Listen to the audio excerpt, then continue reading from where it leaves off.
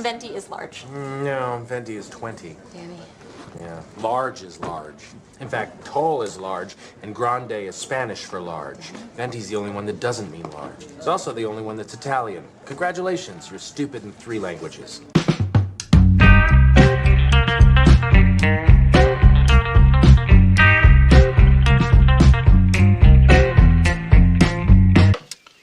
Honey, that's great coffee. It's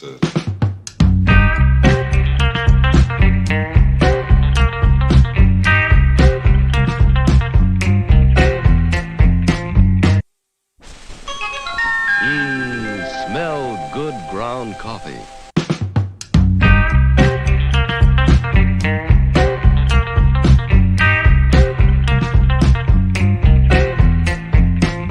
Okay, buddy, what do you think of Wilkins coffee? I never tasted it. Now, what do you think of Wilkins? Hello there, everyone. Welcome to the show that lasts as long as Gary's cup of coffee. Today, Gary's feeling a little geriatric, if you know what I mean, and his mood's all in a, shall we say, a bit of a tickle. So he may be coming in hot, but that's okay. Just remember, he's not taking his pill yet. Here's Gerry! Fuck you, dude. Oh, man. What a weekend, man. What a fucking weekend. Some of my friends got to witness one moment that has me fucking on the wrong side of the bed today. Yesterday, I was recording new Scoop Zone, which will go live tomorrow. And right in the middle of it, there'll be a big edit in it because a phone call came in the middle of recording, and I was okay with it. And then the person that was talking to me was like, I said, I'm sorry, we're recording right now. And their response was, oh, well, fuck you. And then I thought, well, I say that to my friends all the time. I figured it was just a joke. And then I said, I'll give you, I was real nice. I said, I'll give you a call right after the show. And the words that followed were, don't bother. And I'm like, what in the fuck, man? I am nice. I don't fuck with people. I'm always polite, even when I'm fucking rude. You know, the minute I start shitting on somebody, I still come in very polite about it. And it was just the beginning of my fucking weekend going to hell. And then a film and TV director buddy of mine fucking went off total TDS last night. Now, look, I personally have never liked Donald Trump on a personal level, because I got to be honest, and people are going to fucking hate me for this. I don't fucking like New Yorkers. Who does? They're fucking loudmouth. Except for Sherry. Everybody loves Sherry, the lovely Sherry. Well, it depends on really what part of New York. My cousin Angie is a New Yorker. My sister's a New Yorker, and then again, I don't tolerate her. But my cousin Angie is like one of my besties. I fucking love her. She's a Manhattanite. But people who talk with the, hey, let me tell you how it is. The minute they start doing that, I'm tuning out. I start hitting the internal buttons in my head, starting to tune them out, because I'm like, oh, I've got an obnoxious prick here. And Donald Trump is your typical obnoxious New Yorker. And I know they're not all. I'm not going to lump them all into one fucking bag. But there's a large number of fucking New Yorkers I can't stand to listen to. And so I'm not a big fan of Donald Trump on a personal level. But as far as getting the job done, big fan of how he did things. It was also, because I watched my career get destroyed for 8 years.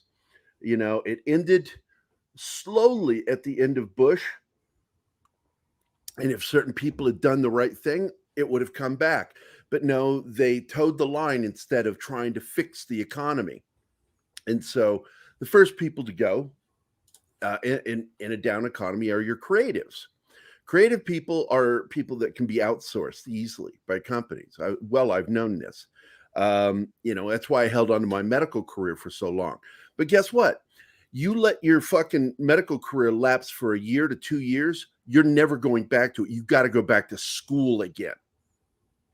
If you don't keep your permits and licenses up, your certifications, you can't go back to it. So I can't go back to my medical career. So I rely completely on my creativity. So in '09, when the economy took a dump, I was without a job. I've been without a job ever since, because once you hit your 50s, trying to get a job again, guess how hard that is? It's next to impossible to restart your career after 50. So I moved to Phoenix thinking, bigger pool. Maybe I'll find work. Forgot. A lot of fucking art schools dumping creatives into the fucking market right in Phoenix. So it was even harder to get work there. So freelance has been the only way I've been able to go. And then 2016, somebody got elected. And guess what happened? I started making money again. Couldn't get a job, but I was making money again. And So what you're saying is creatives are racist. I don't wear a MAGA hat, nor would I ever wear a MAGA hat. I wear what I fucking am most proud of in my life is serving this country as a combat medic. So over the weekend, one of my friends, who is just like just ranting, frothing about how Trump's going to prison, and this is really happening in real time. And good morning, Jacob. I need to say hi to everybody. I'm just in such a foul mood, guys, and I apologize. This is going to be a fucking rant fucking episode because I woke up on the wrong side of the bed. On top of that, my mother-in-law was here over the weekend. It was crowded in the house, noisy. They're moving things. So it was a minefield. I'm like trying to wade through boxes and stuff, trying to get to things. And I'm always in a hurry because I got stuff to do. And so there's boxes there just because your mother-in-law's over? Crates because they're moving. Everything down to the farmhouse. Okay. And good morning, Penny. I don't know if you want to be here, Penny. I'm serious, PJO. I love you, but I'm going to be ranting about things today that I don't want you to have to deal with. It's going to involve politics, and your politics do not line up with mine. And I hate offending people that I care about, and I really care about you, Penny. And disclaimer has been established. Yeah. I just, because I don't talk about my politics. It's nobody's fucking business what my actual politics are. Remember when we kept that personal? It was private. You would sooner show your fucking genitals in public than talk politics. That's how I was taught. Don't fucking talk about how you vote. I think the reason why people didn't talk about it as much is because everyone just kind of had more the assumption that you vote the way I vote. But as soon as social media became a staple in society, that all changed. I don't know. You might be right. But hey, can I tell you about my weekend quick? Yeah, go ahead. All right. More. So it started off with Friday night and streaming and building that or sewing that alien head. And then my wife let me sleep in. Now, sleeping in is it brings me to 9 o'clock in the morning because I'm so used to getting up at 6, but it felt fantastic. So I woke up and I go downstairs and the kids are watching a show. So I just snuggle them on the couch and that was fantastic. And then I made myself some bacon, eggs, and hash browns and relaxed and ate that, drank a cup of coffee. Daughter wanted to go outside and play some soccer. And I was like, hey, I'm your coach. Let's work on this. So if we're outside for 2 hours playing soccer, just kicking the ball around, playing with the neighbors and all that. And then we went for a family walk. And then we were celebrating Father's Day a week early because next week's going to be a nightmare. But then my wife, she made sure to pick up some steaks. And so I prepared my steaks the right way. I'm not a sissy. I know how to cook. So I didn't marinate it. I just cooked it nice and proper. Now you do need some steak butter. So I did have to prepare a little bit of that ahead of time. And man, that was a good steak that I made. It was right around medium. I like it a little bit more medium rare, but I am fucking done with his fucking good story. But yeah, no. And then actually, okay, so here's the funny thing. So I think I might have told you this. We need to raise 20 grand for a furnace to replace on the roof of the building here. Yeah. And so everyone on the board, we're all saying we'll have to go into debt. And I'm like, nah, it'll be fine. God will take care of it. lo and behold, we get the money. Okay. And then Canada Day, we always rent all the inflatables for the town. And it's like $3,000. But I was like stressing about it. And I advertised it for one weekend and we got all the money right away. And I was just like, oh yeah. So like all of the money came in. It was like relaxing. It was a great weekend. So Gerry, may a little bit of my positivity just kind of be like a lotion to your cantankerous skin today. And I'm not gonna rub it in. You take care of yourself. But Yeah, no. I love you, buddy. No, that's not how it works. The way I get through it is I just fucking either get over it or I say something and then everything's fine. See, I told you, poor Penny is in the chat just going off on Trump. And it's just like, you can hate him all you want to. And I don't like him on a personal level, but I know that's bullshit. I know because I saw what he said before it happened. And you can ignore it all you want to. He said peaceful, kept saying peaceful. This is a peaceful protest. Be peaceful. It was an instruction. And no, he never told them to fucking do that. They're going to say a lot of stuff. When everything comes through, nothing's going to fucking happen. You're going to see Hillary go to prison before you see Trump go to prison. The shit doesn't work the way you think it does. You're living in a fantasy world if you think he's going to prison. Just like I'd be in a fantasy land if I thought Hillary Clinton's going to prison. It's just I find the whole thing really fucking silly to rant this way. When people start ranting like that, I'm just like, what the fuck? Everybody just chill. And that's what I was trying to get this guy to do. It's like, look, man, I don't give a shit. I don't want to talk about this. You've got problems with your website. I'm trying to help you with, and for an hour, I had him lecture me, a guy who never served a fucking day in his life, lecture me on how great this nation is and how we have to fight to defend it. And I just fucking grinding my teeth going, I love it when people who didn't fucking do a goddamn thing start telling me what we need to do. And my answer to him was, yeah, the moment I care is when I get to fucking vote. That's when I care. I don't give two shit what people's opinions are. I mean, Penny's hating on Trump. I don't care. It doesn't affect me. Well, because I think the reason why it doesn't affect you when she's saying what she's saying is because fundamentally, on a character level, you agree with her. On a personal level, I will never argue about that because I think he is a womanizer. She's right about that. But so is John F. Kennedy. He's a sleazebag. He really is. John F. Kennedy was a whoring fucking piece of shit on a personal level. What's important is what they do while they're in the office, and he got stuff done. Trump got things done, but he's kind of a piece of shit as a person. And totally. But I learned a long time ago. Once I learned what a piece of shit John F. Kennedy was, I realized we stopped voting for the guy that's a decent human being. We're beyond that. Yeah, no, the decent human beings, they always exactly, Lindsay. Destroyed. Go back to Lindsay there. There you go, Lindsay. That is the only thing I defend.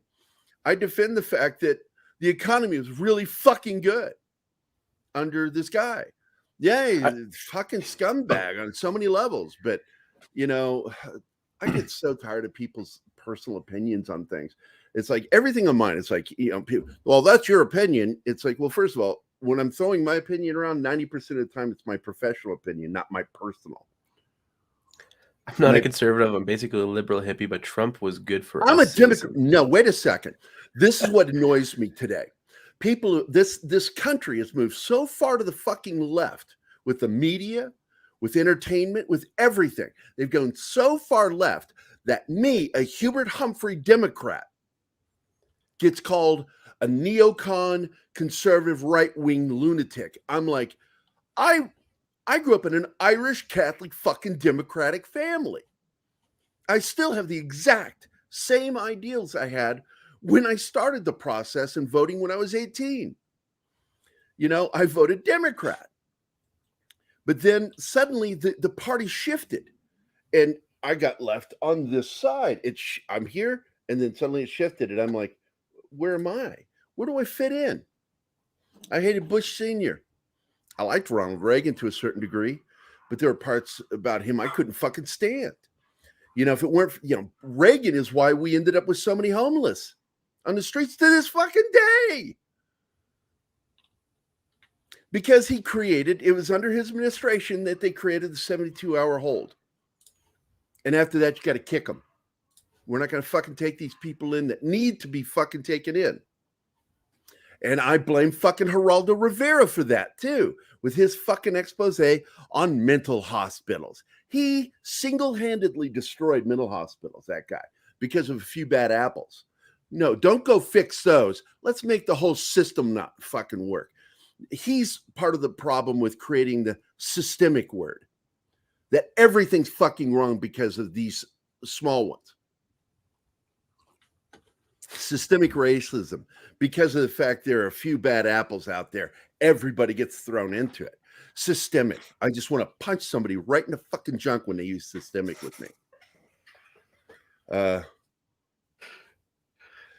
Look, Peach, I love you, Penny. That's how it's always been. And it's always going to be the lesser of two evils until we get a third party involved. That's who I've always voted for. I voted for Ross Perot. Problem is, though, and this is where, there's the pros and cons, right? So being Canadian, we have the fun of dealing with the multiple parties. Yeah, but you don't know what anything's about. No, but but the problem is, you get these guys who they're literally all just vying for power, and so once they can have influence, because right now you have the Liberal NDP coalition going on, so two leftist parties working together to get their agendas done. And what was it, 6 months ago, Jagmeet Singh was calling Justin Trudeau a racist and all this kind of stuff, but now it's just oh, he's a darling, right? And it's just because he's now having a say. Commie is his thing. Oh, they both are. He absolutely believes in people aren't free, they don't have liberty, the government is in control. Absolutely. And people like that should absolutely be ruined, destroyed, brought down. They have no right to being a leader of anybody that think that way. Liberty and freedom is absolutely worth killing and dying for. And people go, "Oh, you said killing." Liberty is worth killing for. Your freedom. Can I mind if I correct something here? Yeah. Sox Bulletins is saying all politicians lie. I don't think that's true. I think that a lot of them obviously do. However, a good chunk of them are just cowards, and so they don't say anything.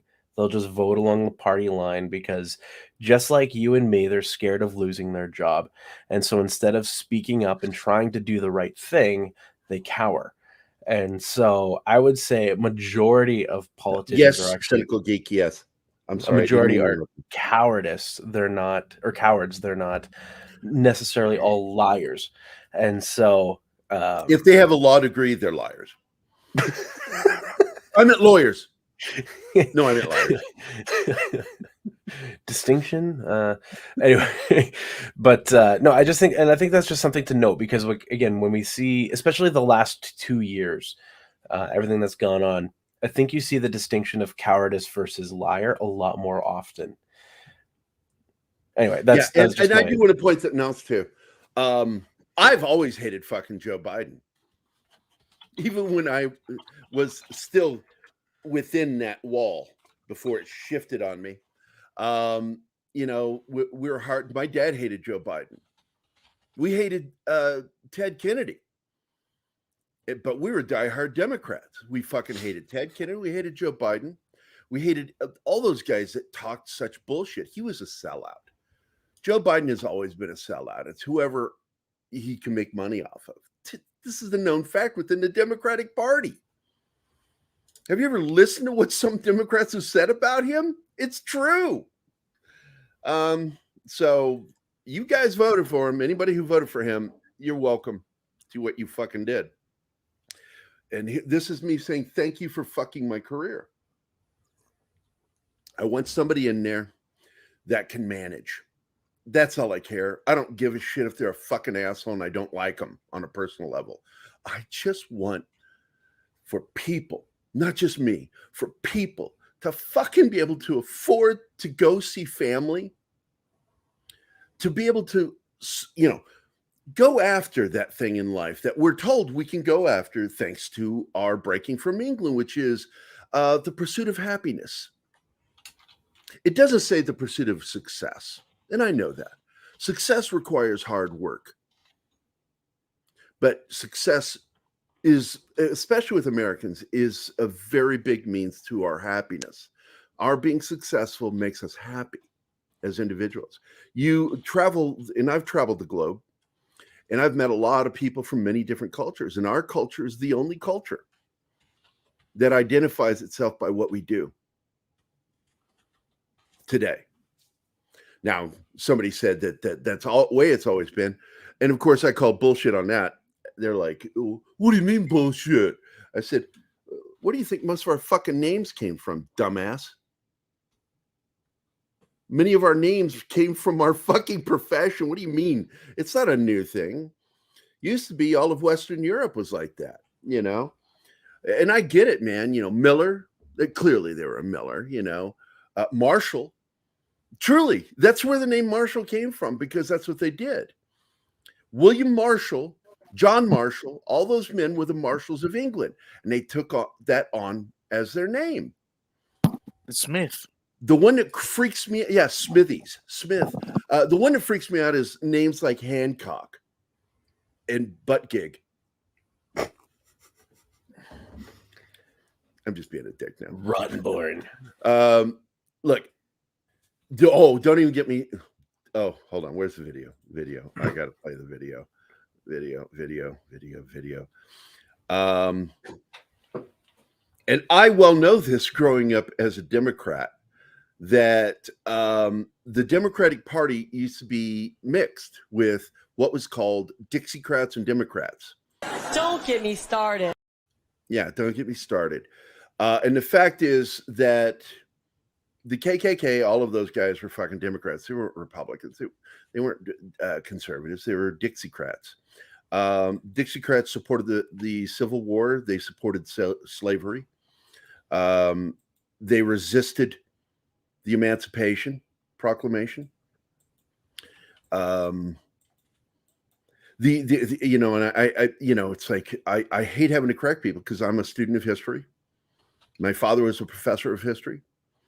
And, I know that, I hate saying this, but the Republicans have always been on the right side of history when it came to these things.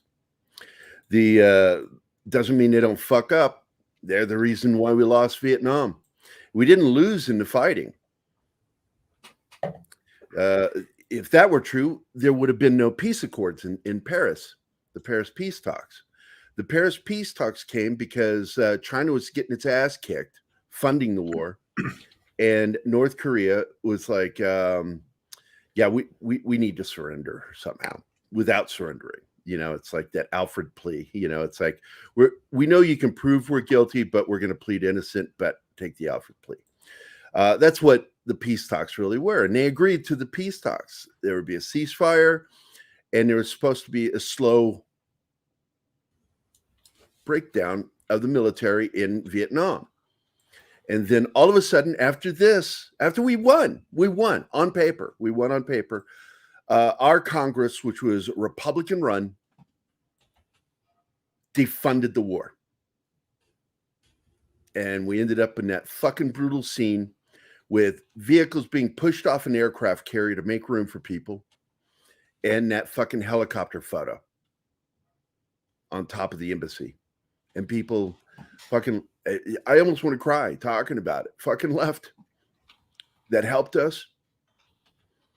They helped us. And 2 million of them were murdered. 2 million people when the communists took over. Whenever communism takes over, millions of people die. That's a fact. That's a historical fact every single time. Also a historical fact, socialism has never worked. And there's change the name to democratic socialism, it still doesn't fucking work because it's a wheel of cheese, and you whittle that wheel of cheese down, it's gone. You cannot fund socialism without a healthy economy. You have to have capitalism to have socialism or any socialist programs. That people don't understand that blows me away. It's simple fucking economics, simple fucking math.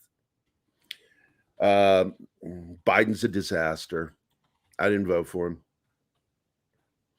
him. I'll tolerate him. He's fucking ruined my career again. And it's not just him. He's been a terrible politician his whole life. It's the people who got him elected that are at fault here. Because he's been Democrats hate him. We hated him. For a reason, because he was crooked as fuck. So things are going to end legally for Biden in a lot of ways. I don't think he'll ever go to jail, but his son's probably going to go to prison. But in this corrupt Department of Justice, I call that even highly unlikely. And it's Trump's going to go to prison. No. They're trying to destroy his chance of running again. Yeah. And I understand why, because as big a shitheel as he is, he's effective. And when I was in the military, one of the biggest cocksuckers I knew, I didn't like this guy in my platoon, but boy, if we were going into combat, I wanted him there because he was combat effective. But God, on a personal level, that guy was a douche.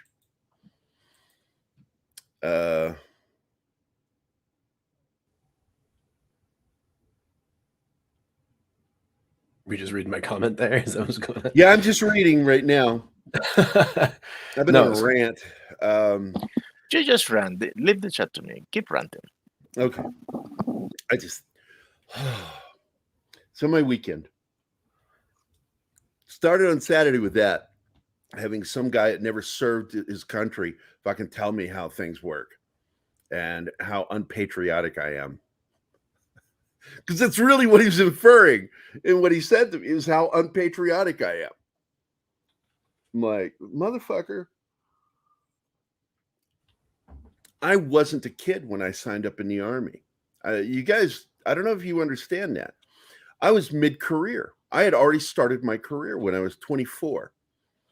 And I wasn't mid-career, but I was 2 years into my career. And I was making good bread as an artist. And then I felt empty. And I felt things weren't working in my life. And I felt unhappy with myself.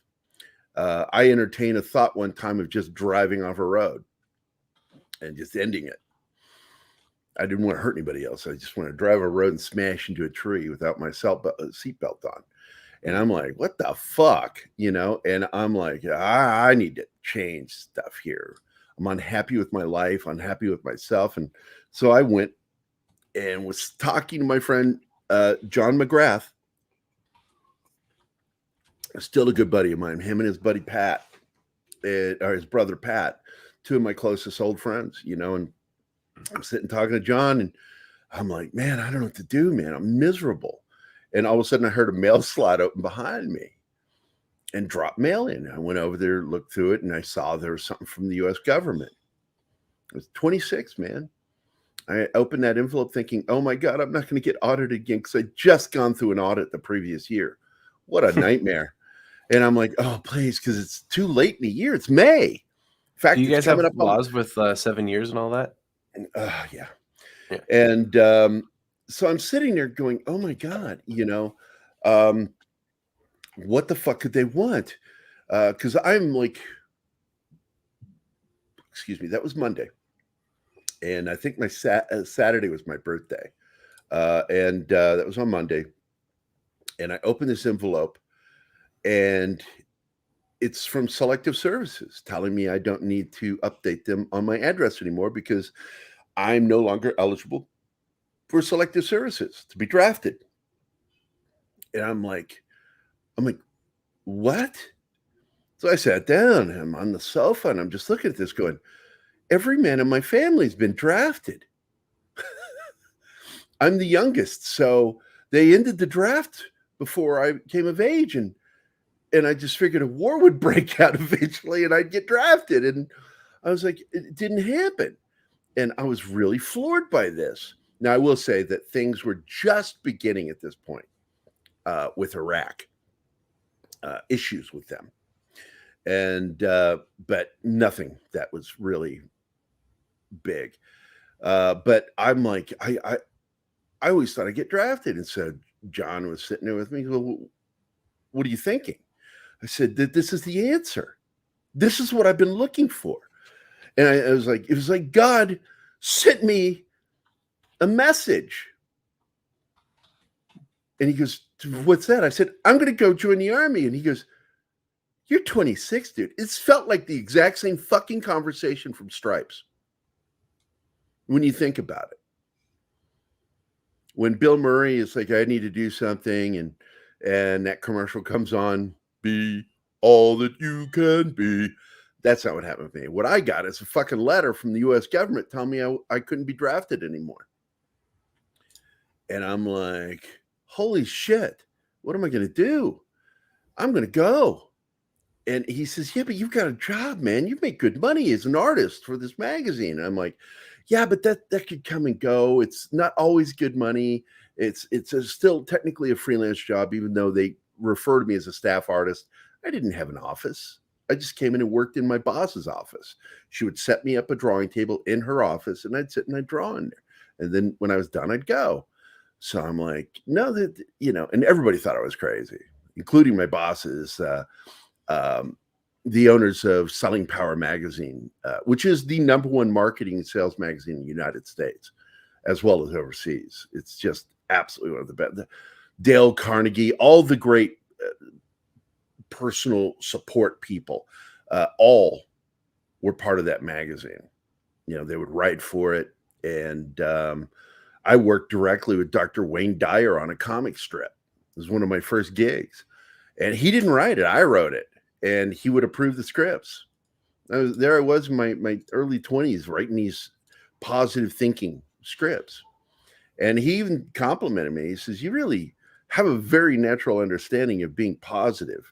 And I said, well, you grow up in a fucking abusive home and walk away unscathed. You know, you have a tendency of being very positive about things. And I've always been very proactive.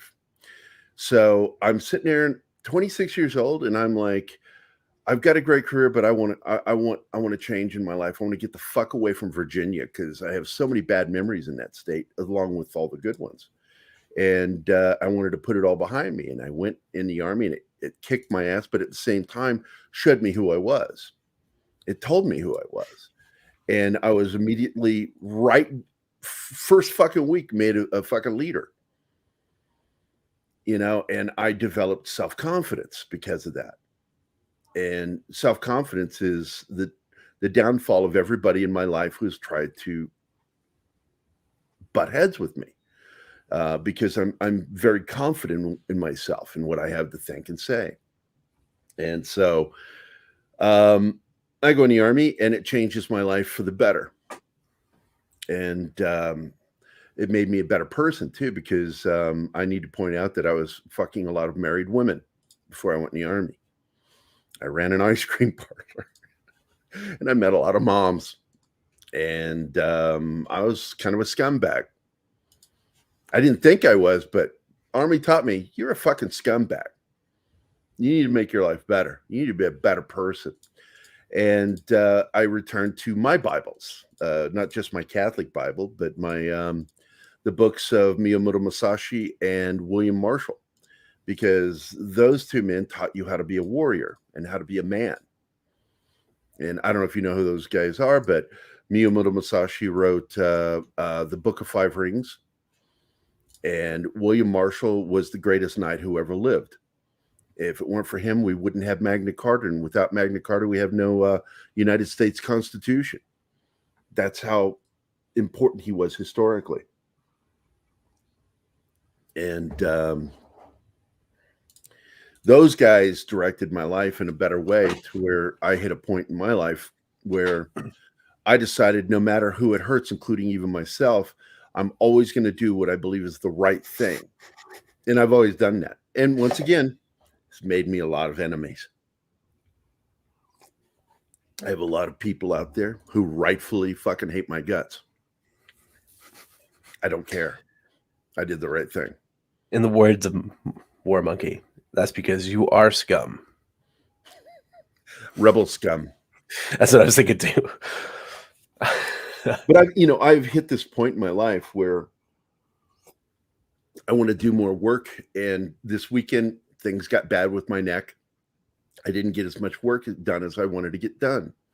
I have to go lie down for long periods of time sometime to get the numbness out of my arm. Because right now, these fingers, that feels weird. Because I can't feel normal. I feel pressure. And it tingles all the time, all the way up the inside of my arm, all the way up to here. That's carpal tunnel. Well, it's the nerve being pinched in my neck. Mm. The pain I have in my arms is from the carpal tunnel, because I've always had carpal tunnel. But the fact is there's nerve damage and a pinch in my neck because my C2 sits slightly forward of my C3 and it pinches the nerve. And it's doing damage to my arm. And I lose time working because of it. Sherry is not a New Yorker anymore. Look, I don't have a problem with New Yorkers. My problem is people that are from New York are assholes. Loud talking, loud mouth fucking New Yorkers from New York. New Yorkers. People like, on a personal level, again, professionally, I like Donald Trump. The guy is a forward thinker. He's a progressive. He's always shown signs of being a Democrat. But he warned people early on back in the 80s in that interview that made me hate him. I hated him in that interview with Oprah Winfrey. That's where I began hating him. He says, if I ever ran, I'd run as a Republican. And I'm like, you fucking turncoat cocksucker. And I fucking didn't like him. I cannot stand listening to him speak. I can't. Who is this that you're talking about? Trump. Oh, okay. Yeah. I cannot. I turn off the TV, but I don't like listening to Biden talk either. He's a fucking idiot. He's beyond being a fucking idiot. The guy has something going on, organic brain disease, dementia. I don't know. It's something. And he's incoherent half the time. Send mama. Is that a monkey hand? Send mom. Something, son. A text. A message? A text message. A I think a text text message. So, but the stash is back. All right, cool. And it's not Daniel, message your mom, okay? She wants to talk to you. I just hit such a point where, man, I put up with so much bullshit. I really do. I put up with so much bullshit from people. And when somebody tells me that they put up with stuff from me, I'm like, the only thing you put up with me is how I don't give you shit to deal with. I'm not an easy target. Oh, look who it is. T-shirted historian. Hey, buddy. So I just hit a point with people. This weekend just fucking sent me off. I had so many people just being so negative in my life, just fucking wearing me out. And that shit does wear me out. It does. Because all I'm trying to do is help somebody. I was trying to help somebody. I was trying to be nice to somebody else. And they just threw pervasive fucking negativity at me. Just threw it at me. And I'm sitting there and it's just bouncing off me. But at the same time, it's pissing me off because I feel like nothing frustrates me more in this life than people that are in my life that don't fucking understand me. Because I really don't think I'm very complicated. I'm very middle, simple guy in a lot of ways. There's nothing really overly complicated about me. And I had a very close friend of mine just like run down the line of who he thought I was. And I'm like, I don't know who you described. That is not me. That's not who I am at all.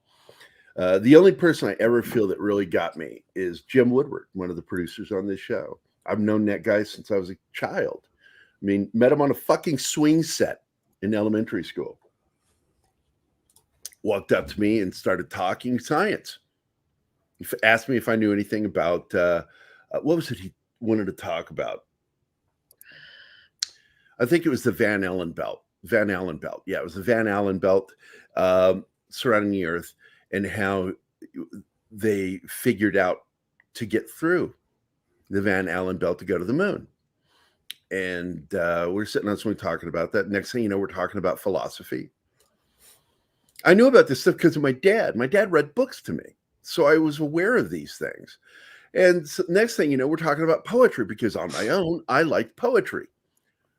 Elementary school, having this conversation with somebody. And even though I didn't know it at the time, when I look back on it, we were doomed to be best friends because there was nobody else like us in school. And that's why we were just always going off by ourselves and just talking, because we couldn't talk about the things we wanted to talk about with other people, but we could with each other. And Jim Woodward and I have talked ad nauseum since we were 10 years old. Well, I was 9, then 10. Because my birthday was always like near the end of the year, school year. But anyway. So you're that kid that was mentally slower than the rest of the class just because of the birthday? No. Or was... Oh my God. Have you heard me? Jesus, man. Oh my God. I was just wondering if that's what you were trying to blame it on. Be like, no, sorry, I'm just a December baby. No, it was I'm not retarded. It's just no, I was actually ahead of everybody in age too. And when I because they held you back? 3rd grade, no, they didn't hold me back until middle school. They did hold me back. Don't fucking laugh. I got held back. I got held back not because I wasn't smart. I got held back because they didn't know how to deal with somebody with ADD. I had a high IQ. And I had ADD, not ADHD, even though they try to label it with me. I was never hyperactive. My brain is hyperkinetic. My brain works faster. And I've been tested, neurological workup. My hand-to-eye coordination is off the charts. And the speed at which I react to things is faster than normal people. Not superhuman, but it's above average. Is there a way that we can prove this right now? Just assume that I'm not fucking lying because I don't lie. I'm just trying to think. I wish I could throw something. If people aren't going to believe me, I don't really care. It's just if we were in person, I'd totally just throw something at your face and just see what. Yeah, and because like my boss, Craig, who I miss. God, I miss that guy. He died of cancer just 2 years ago. It fucking broke my heart. He was one of those few people that got me, and he was blown away at because he saw my quick reflexes in action. When it came to my kid, grabbing him for danger, just like I was always, and the military taught me this too, situational awareness. Pay attention to everything going on around you. Don't become hyper-focused. Now, when I'm working, I'm hyper-focused, but when I'm moving around, I'm paying attention to everything going on around me. I'm never caught off guard. It's next to impossible to surprise or shock me. Is Penny still doing Daniel's laundry? What? She said she's folding laundry. No, she's just doing clothes. I'm sure because they don't live in the same house. Yeah, that doesn't always matter. And I'm sure Danny, man-child is still a man-child. Cece wouldn't fucking marry him if he was man-child. She's not that type. Yeah, Cavatino, you fucking get at least the military aspect because Che is a fucking vet. I just don't put up with people's bullshit. I don't have time for it. Especially, the closer you get to 60, you start realizing your mortality. I look at it, I have probably 15 years of life left in me. Average age of death is between 70 and 75 with the men in my family. They were heavy smokers. I never smoked. So that might save me. They're also heavy drinkers. I drank for a few years and then I just sort of quit. I didn't see any point to it. He gets her to wash and mail his clothes. But they held me back 8th grade. And And I don't understand a lot of it, why that happened, because I was a straight A student in certain things like math and English, but I languished in other classes. And uh, I had that teacher, Mrs. Atkins, that told them when I was in the fifth grade, I had the reading level and the fundamental grasp of college level material, because she caught me reading one of her books, and they had me in remedial. I don't want to say that the Fredericksburg school system was just fucking awful, but I'm going to tell you that the Fredericksburg, Virginia school system was fucking awful. They fucked up. They didn't know how to deal with things. I was a different fucking kind of kid. And I didn't know it. I'm not lying. I thought I was retarded or something. I thought I was really dumb.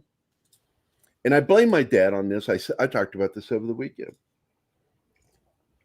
I blame my father for a lot of that because he was aware how smart I was and kept me in the closet about it. And I said, he was, and when I confronted him about it, I was an adult when I confronted him. It was right before I went in the Army. And I said, I just saw my SAT scores.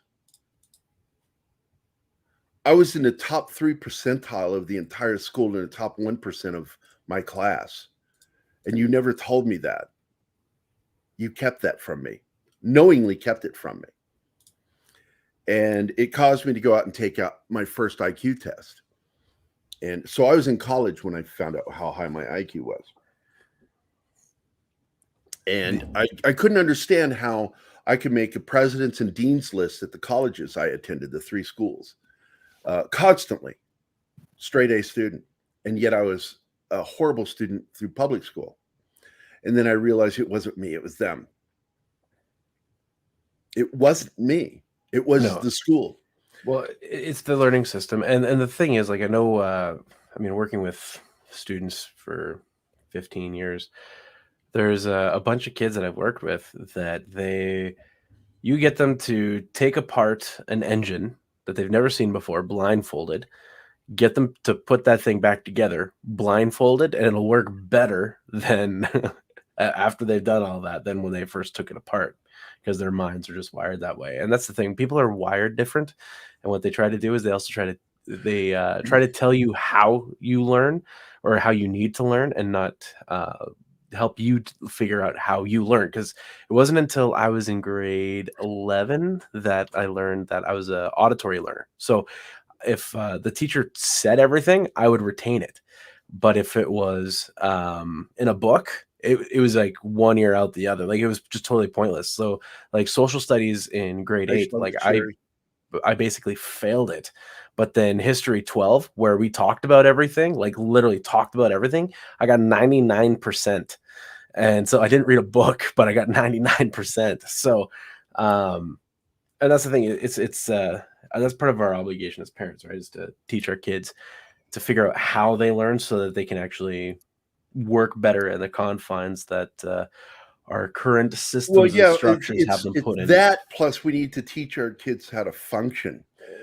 These are things that my dad, God, I told him while he was alive what a bad job he did as a parent.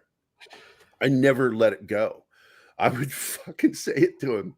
I said, I love you, Dad, and I learned a lot from you, but when it came to life, you taught me nothing.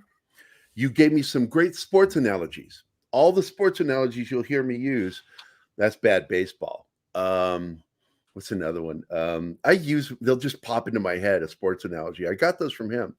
And so, he did teach me some basic fundamentals through sports. And I was a great athlete. I was very good, not great. I was very good, but I was great at athletics. I was just natural. And it was how I got his affection, was through doing sports. If I wanted affection from my dad, I didn't draw. Drawing annoyed him, even though he was a draftsman. and he would draw all the fucking time. He didn't What like was he drawing? technical, mechanical stuff. Yeah, see, that's the difference. You're drawing people and art and Yeah, all he that, just, and he's it like, was always I'm doing like a job. You're goofing off. he'd use those words like fag and stuff like that. With if you're going to get into creative stuff, you're going to be there's a lot of homosexuals there, queers, and I'm like going, I know them now. Knowing a queer doesn't make you queer. What the fuck are you trying to say, Dad? Guilt by association. I make and that's really what it is. I tormented my dad. And that's how our relation fell apart, because I started seeing the flaws in his logic, and it bothered me. If I can see the flaws in your logic, how fucked up are you? And because I thought I was dumb, and so later, I took my IQ test. It was right before I went in the Army. I was 25, 26. I think it was before my 26th birthday. I was 25, and learned that I have an IQ that's 152. And took another one. I got 154. So my score is 152, 154, right in that area. It's never going to change. One of my other best friends, Mac, he got frustrated because his IQ is like 130 something. And he could not accept that I was smarter than him. And it frustrated him that he kept taking tests over and over again and trying to change somehow. And I'm like, I looked at him, I said, your IQ is set, right? You can retest all you want. It's Sisyphus, man. You're pushing a boulder up a hill for no reason. Stop it. Accept the I'm fact just that better than you. It just frustrates some people. Now, on the other hand, the joke in my family has always been that my son Benjamin, who's been on the show, has an IQ closer to 160, and my dad was, I think, 165. And I told my dad my IQ in comparison to his and Ben's, and he laughed and says, "Well, just proof again that intelligence skips a generation." And I'm like, "Oh, fuck you." So he was smarter than me. My dad was smarter than me, but I still couldn't understand his logic sometimes. And we would sit and talk about it, and I would get very frustrated with his logic. And it's sort of like listening, because I think that's why I stopped watching Bill O'Reilly, was because he reminded me too much of my dad. Because he had opinions on things that he didn't know anything about. And you can hear it, like Bill O'Reilly starts talking shit about Dexter, the TV series. Never watched a fucking episode. He has no clue what it's about. But he's got an opinion on it, and it was completely wrong. He was looking at talking points instead of fucking doing the research himself. My dad, I got to tell you something, Monkey Jeeves. I suspected my dad did drugs in the 60s. And people go, well, how do you know? Because he told me he didn't. And they said, well, then he probably didn't. I said, no, my dad lies. I've caught him in lies. And it would just infuriate him when I would catch him in a lie. Like one time he says, I've never, ever looked at porn. I've never looked at adult magazines. No, that's not true. Then I found 3 photographs of him. The photographic proof of him holding adult magazines. And I'm like, those were yours. And I said, I also personally know because Mike, Jim, and I, my brothers and I, would steal the porn magazines from under your mattress on your side of the bed to go look at them upstairs in the attic of the house. That was back when I was like 5 or 6. Yeah, people wonder why I'm perverted, because I had perverted brothers. And I knew way too much at an early age. And so, my dad was an unreliable narrator in my life. And I always wanted somebody that was more reliable. And I found the people in my life that I would look to for that. Because, I was always looking for the big brother father figure in my life, because it wasn't my dad. I wished it had been, but it wasn't. But each time there would be that person in my life. It happened twice. Because it's like that Stephen King novel in the book Pet Sematary. When he says that line, I met the man that should have been my father. And I really thought that was a great line. It's when the main character meets the guy across the street, the one with the great accent. Dead is sometimes you let the dead be dead. Sometimes dead is better. And I learned really quickly that it's a bullshit thing. You get what you're given in this life. So I just started looking at my dad as just that's it. This is what I got, and I'm going to make the best of it. And towards the end, man, like he was really hard to deal with because of the dementia kicking in. And but he would, one day he was trying to give me advice on something with Zoe. And I said, Dad, I love you, man, but you're the last person on this planet I want advice from on how to raise a kid. You fucked me up in your way. I'm going to fuck my daughter up in my own way. I don't need help. And then another time I was in a situation and I dealt with it and it worked with Zoe and got me to the root of the problem. And I was able to help her get through this thing because she was being very dishonest with me. And I finally weeded through the bullshit and got to the heart of the problem. And I was talking to Dad about it, and I said these exact words. I said, well, you inspired me in so many ways, but not the way you think. And he says, well, what do you mean? I said, well, I look at given situations and I think of how you would handle it, and then I go the opposite direction. And it works. And it infuriated him when I said that to him, but I said, I'm being honest with you, Dad. I tell you all the time, you did a terrible job with me. And it led to a lot of funny moments too, because I told the story of when I lost my virginity. I was 13. I was with an 18-year-old girl. She was a page 3 girl from England. And she was with her dad in Spain. And he was there trying to get her off of drugs. And I was a cute kid, so she kind of clung to me and it was really nice. And I got a big crush on her because she was fucking gorgeous. She was a model. What do you think? 18-year-old model. And we hung out all the time and we'd hop on a moped and just ride around Spain, Malaga, and go back to the hotel. And then finally my dad and her dad decided we were going to go to Marbella, which is a coastal beach city in Spain. And so we went there and we got a nice place, beachfront hotel rooms on different floors, but really close. And met some other Americans and they started hanging out with us. And now I want to point out that the hotel guy had a clicker counter and he was constantly counting people when they would come in. And some of our friends weren't in the same hotel, but they came in to crash in our room. Well, their room.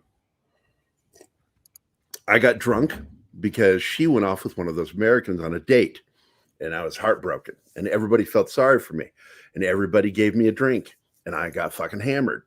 And my dad wasn't aware everybody was giving me drinks.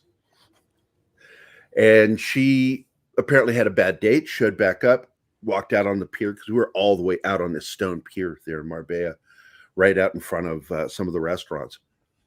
There's a little pier with a little miniature lighthouse on it. It was really cool. We're all sitting around this little lighthouse saying, I'm drunk. And she comes walking out there to get me.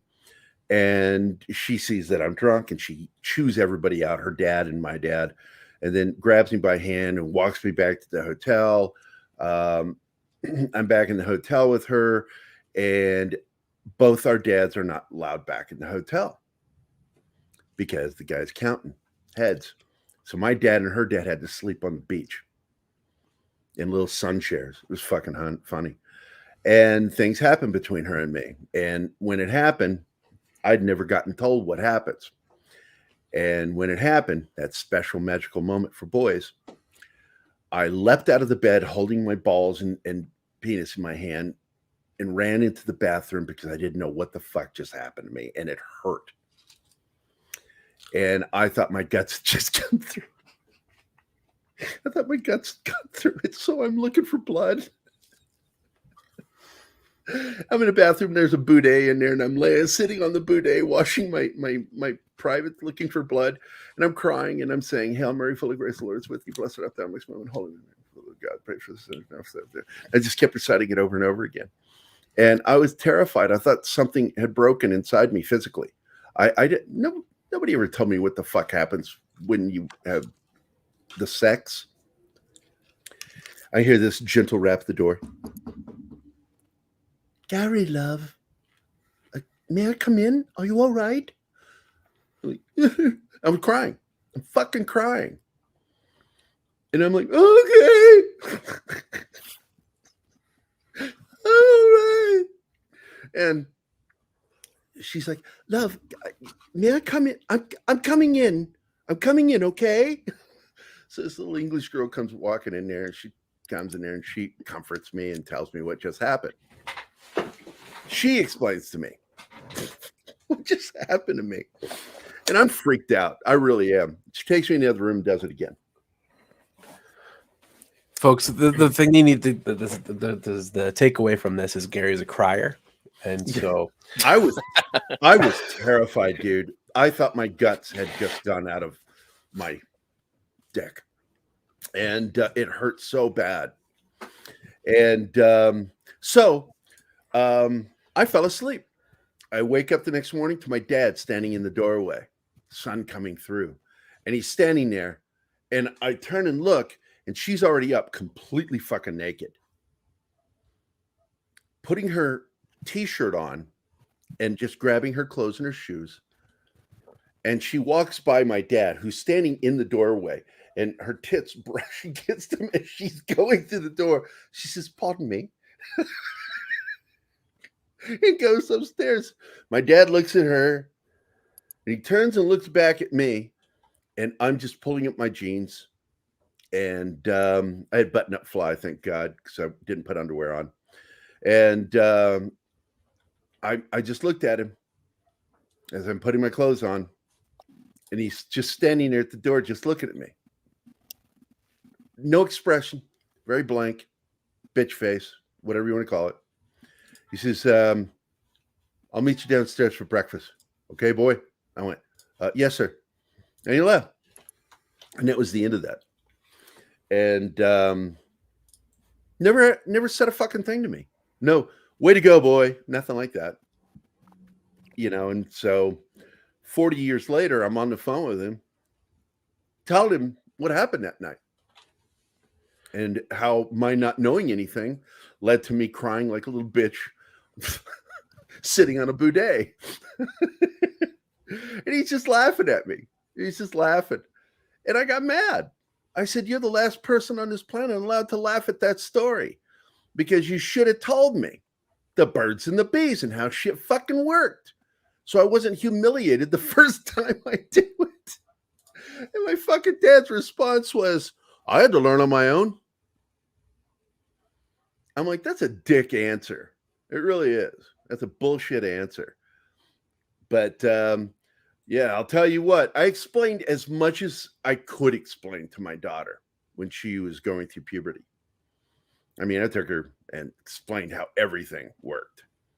And I didn't want her unprepared. My favorite moment, though, and there's women standing there. I was at Walmart going down the aisle, feminine hygiene aisle, explaining how everything worked. And we get to tampons. And she goes, "What are those?" She sees it. These tube things. "What are those?" I said, "Those, sweetheart, are tampons, and they do the same job that the feminine napkins do. But these, see the string and the little plastic part? You put that up inside your vagina, and then you retract the plastic part. And the tampon stays up inside you and absorbs the blood internally." And sure, her eyes got really huge. And all these women are just watching in amazement as I'm explaining all this stuff and how Menses works and all this stuff. But thank God for my medical background, I knew that. And they're just like, oh. And then my daughter says the magic word. She says, oh, I don't want to put anything inside there, out loud. And I went, that's why you're my good little girl. And they laughed. All those women just started laughing. And she turned and looked at them and they walked away just like, that was awesome. I put on a nice little show teaching my daughter something. So while you're sharing most of that story, I tried taking an IQ test because I have no idea what my IQ is. And then I had my assumptions that this was going to be just a free test, not free results. Oh, Turns out my assumption was correct. So I did all that work for nothing. But I have an awkward story that I will share. And so I was at the grocery store, and my wife and I, we needed something from the aisle of the family planning section. And I'm typically, I just try to be nice and friendly to whoever I'm around. And there's this woman, she was probably like in her 30s, and she's like bent down looking out of these things, and I'm in the aisle like as I'm trying to get my bearings because I'm never over there. And so she looks at me, and I just like look at her and smile. I'm like, hi, and just like super friendly. She got really awkward and she walked away very quick. And I was just like, and then I didn't think about it. I'm like, why was she like that? And then I realized like, so anyway. Oh man. My entire existence has been awkward moment after awkward moment. I know. I could tell. It's like I have so many fucked up stories. I mean, Jesus, my dad, and just thought it was so funny how many fucking weird moments have happened to me because of bathrooms. It's like it's hard to talk about sometimes because I'm always worried about being redundant. But the fact is, I don't care. I'll tell stories over and over again. That's what old guys do. You're old. Yeah, old guys, they share the same story over and over. I just said that. I know. You don't fucking get to own that. I said it before you. Fuck I you. did open up the show with you need to take your pills. I did take my pills. I take them right when I get out of bed, motherfucker. Yeah, Which one's the morning? Or I've got my you got the pill box, right? The Monday, Tuesday, Wednesday with all the little section. Yeah. Three times a day. So I've got 3 rows. And in the middle of the day, well, I'm actually going to stop now because I was taking a pill specifically for the nerves in my neck. And I don't think it's working. I don't think it's done a goddamn thing. It's supposed to help with neuropathy. And I'm like, the quotation actually is for help with neuropathy, not around neuropathy, with help. And it doesn't fucking pills. This is your afternoon reminder, folks, that if you're listening, you need to take your afternoon pills. Afternoon pills. So the only pill I took, I take 3 times a day, is this gabapentin. It doesn't fucking do anything. It's not helped one iota. And they tell me after I've been on this for give it a few months. I gave it a few months, nothing. I said, okay, I just want to quit. And they went, oh, you can't do that. You have to wean your body off of it. I was so fucking pissed. So I had to buy another month's worth of this fucking medication. It doesn't do shit for me. So I can wean off of it. And finally, I'm down to the last week after Wednesday because my refills work that way. Wednesday is always my last of the week. I have to throw them out after that. I still have like almost a whole bottle left. Fuck, it pissed me off. I had to pay for that. But no, so now I'm going to be twice a day. But still, man, I've been doing that since I was in my 40s, actually, because I got high cholesterol. So I started taking my first medication was for high cholesterol. And then but what about my blood pressure went up a little bit. So I started taking blood pressure medication in my 40s. But I got it down. It's manageable, but they still want me to continue taking it. So I continue taking it. So I've been taking it since my 40s. And that's really all I take until you get to the diabetes. And of course, I got to take my diabetic medication. That's twice a day. But you have technically arnica cream, but amica cream. Have you been applying that regularly? It'll. What the fuck are you talking about? You remember amica cream from the whole Amber Heard Johnny Depp? That was like a walking meme. Like that is one of those things that went in and went out. Dude, that shit works. Oh wait, after the shingles outbreak, yes, Martin knows. He's like, I apply that every day. Luckily, I didn't have any nerve pain afterwards. Mine isn't pain; mine is neuropathy. But some of the neuropathy is in my feet, and it makes me wonder now, because I've apparently had the degenerative bone disease in my spine for a while, that if the neuropathy is actually not related to the diabetes, because my diabetes blood sugar is managed now. I'm down into a normal range. So what's up with the neuropathy? Still fucking getting worse in my feet and now in my neck and going to my hand. And it's like, maybe it's all spinal that's causing these problems. But I've got a shitty doctor who doesn't fucking really want to do his job. And because I'm uninsured, what am I going to do? I'm going to fucking die one day. And then someone's going to go, oh, let's do an autopsy and find out what killed him. This guy had, and then everybody will learn what I had. I won't get to learn. That's the punchline. And people don't understand, like the ending, like when they read the script for the ending of my book, they don't understand the ending at first. And then it hits them. I've never had to explain to anybody. But finally they go, oh, I get it now. None of us get the punchline. Because life is a joke and death is the ultimate punchline. But we don't get it because we're dead. And that was really the punchline of my story, which is actually funny when you think about it. And people who have read it said, that's fucking hilarious what you did. I love irony.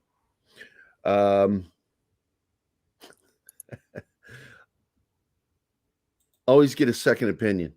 Yeah, last time I asked for that, I got the Don Rickles response. You're short and ugly. What I actually need is to turn it up to 11. I need new, turn it up to 11. I need new vertebra. And they either need to do a complete fusion or they need to give me the titanium vertebra in my neck. The back pain, I think a fusion is going to have to happen because my back pain's ridiculous. You'll never know it. I don't wear it on my face. I don't fucking complain about it. I walk around, I find it really funny. Someone gets a little backache and they're complaining to me, and I'm sitting there inside going, I have constant chronic pain.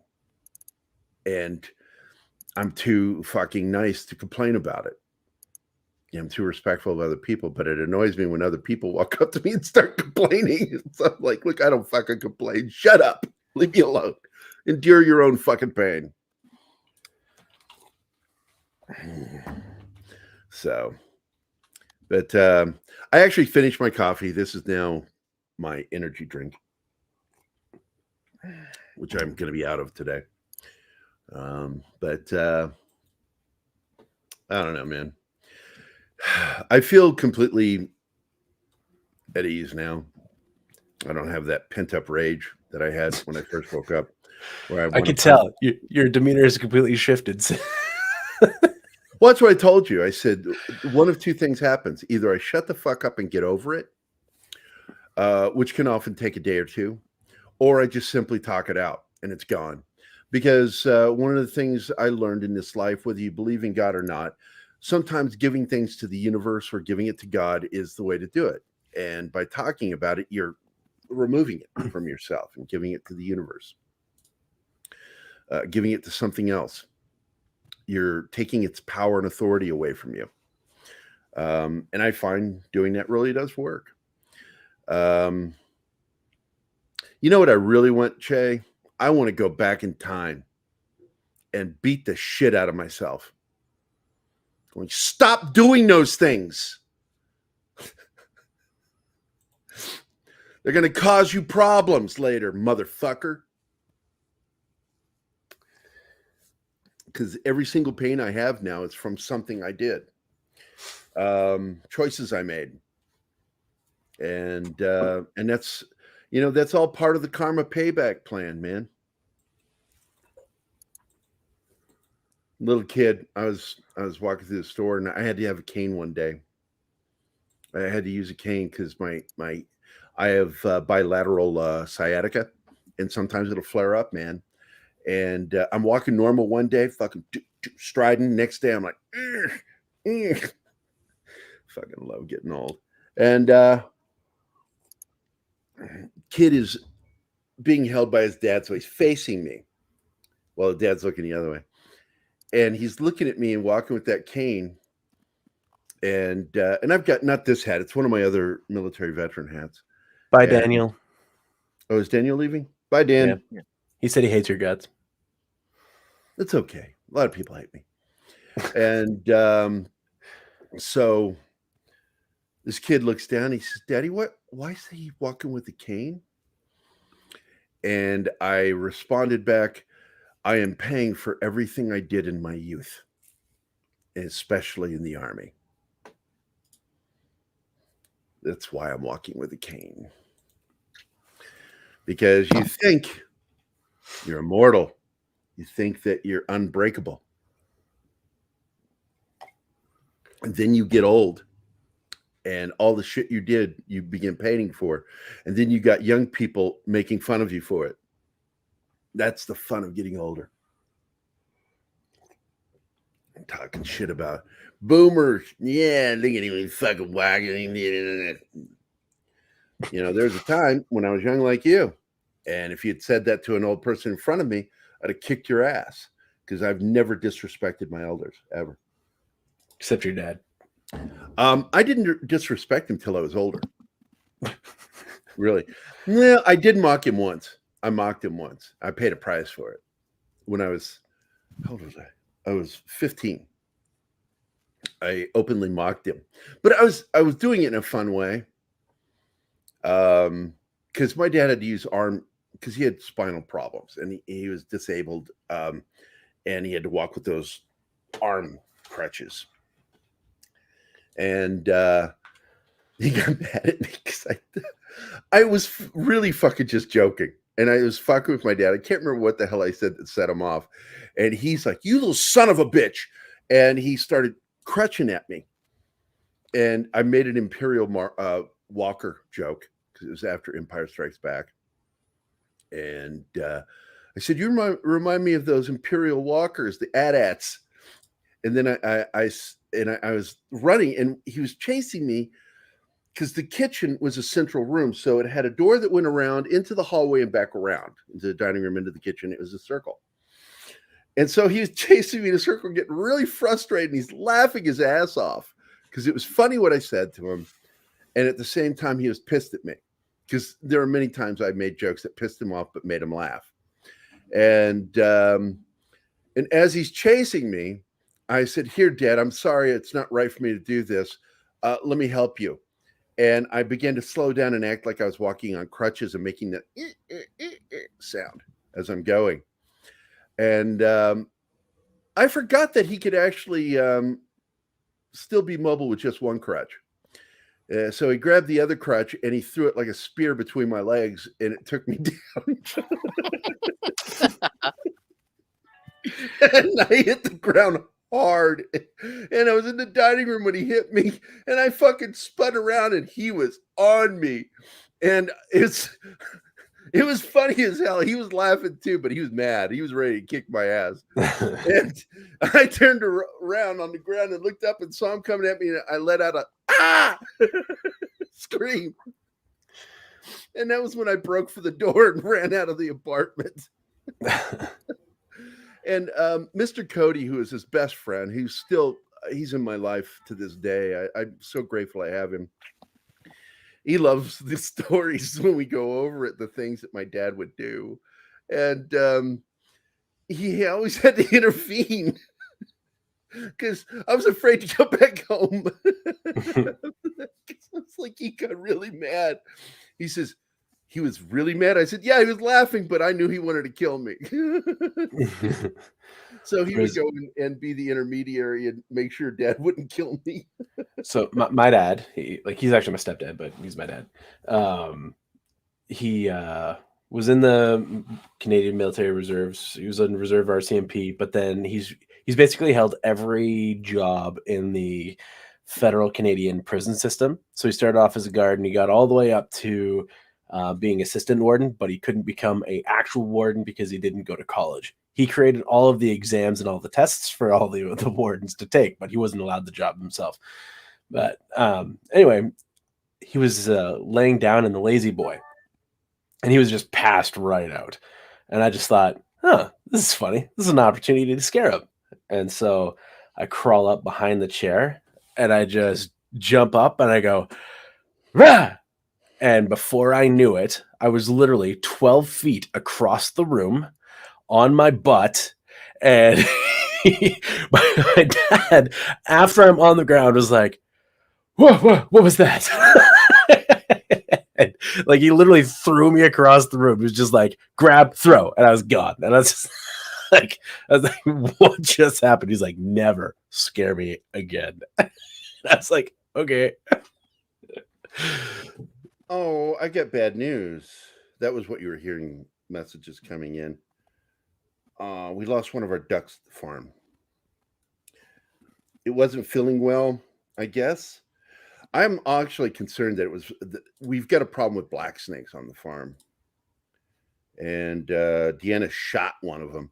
She had never fired a gun before, and her first time firing a gun was I think it's 38 special. And she fucking shot the thing, and she didn't know how to use it's a double action pistol. She didn't know how that worked, and I tried to explain to her over the phone how it works. So she shot that fucking snake. She wasn't sure if she hit it, but then when it went off and died, she found it the next day, and I'm like, she showed me where it hit, and I'm like, you damn near cut that thing in half. Good shot. First time firing a weapon at something, and she fucking hit it. I said, now, before you ever shoot it again, let's have a safety class. Because I'm like, I don't want you shooting yourself is my biggest concern. I'm not too worried about her pointing it at somebody inappropriately, which is one of the biggest mistakes you find in gun safety is people not knowing how to handle a weapon around other people. But it's just her and David, and I know she knows the rule. You don't fucking ever point a gun at another person unless you intend to use it. And that, you know, it's funny I bring that up, and it immediately triggers a memory of my dad that this is when things were falling apart. This was when things were falling apart between him and me. I'd lost all respect for him. He'd lost a lot of respect for me when I was 13 because he was an alcoholic. And I had to have a talk with him. A 13-year-old kid had to do an intervention with his dad. And I found that I could manipulate him emotionally to get him to do the right thing when I was a kid. And that caused me to lose respect for him. And I didn't know it did. But later I realized when I was able to manipulate my dad to do the right thing, and I was doing it to get him to do the right thing. I wasn't doing it to get something for me. I was doing something for him and trying to get him to stop smoking and drinking, or the two things. And I got him to do both. The one was fairly easy. I told him the truth. I said, you're a vile drunk, just like your father. You're abusive. You fucking talk back to your own mother in front of me and then threatened to beat the shit out of me because I dared to apologize for you. Because I grabbed the phone. I said, Dad didn't mean it.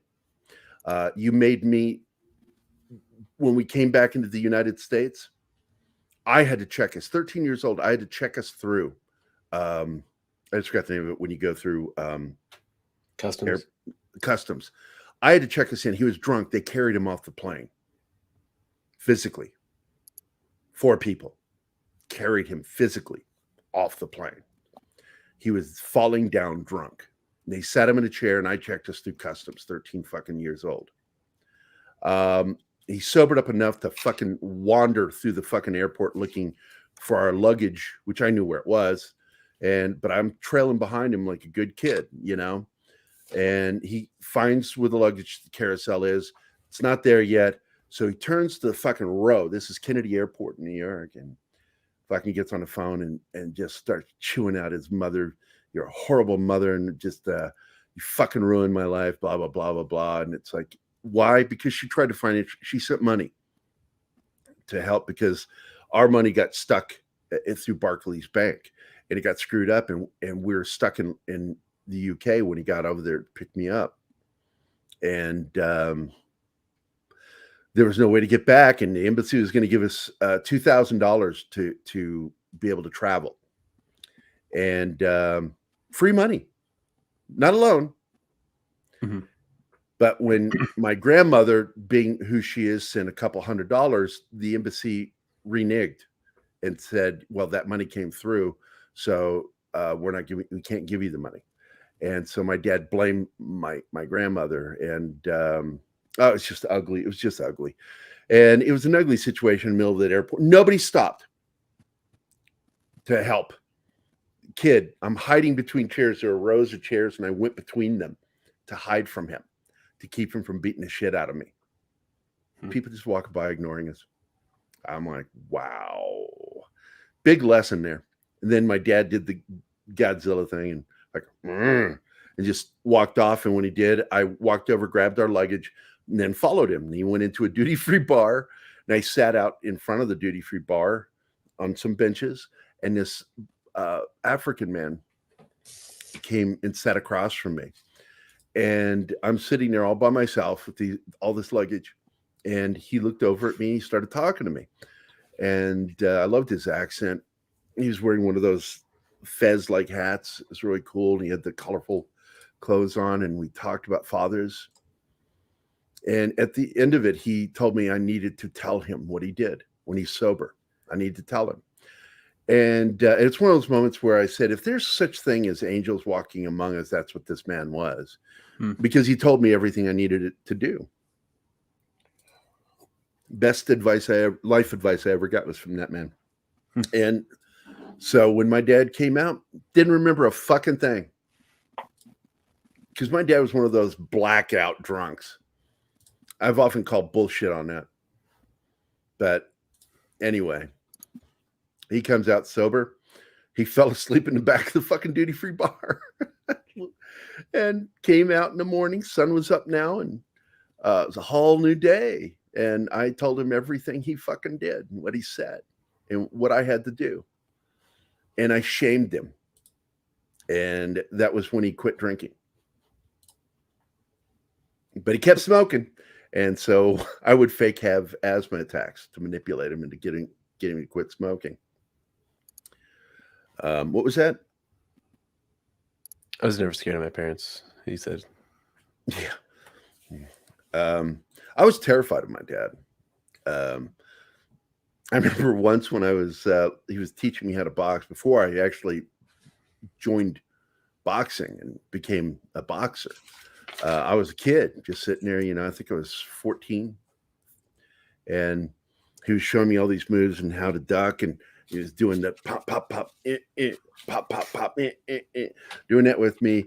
And he was really wanting me to drill, give some shots. And if I could get a shot through, to give him a shot to the body or to the chest, never hit him in the head. But he would let me do that. And in the middle of doing this, all of a sudden I'm across the room, blood pouring out of my face. And I'm like, what the fuck, But as a kid, I didn't cuss. I didn't cuss back then. And I'm like, what was that? What happened? And he says, you hit me. I said, you told me to hit you. He says, yeah, but you started liking it.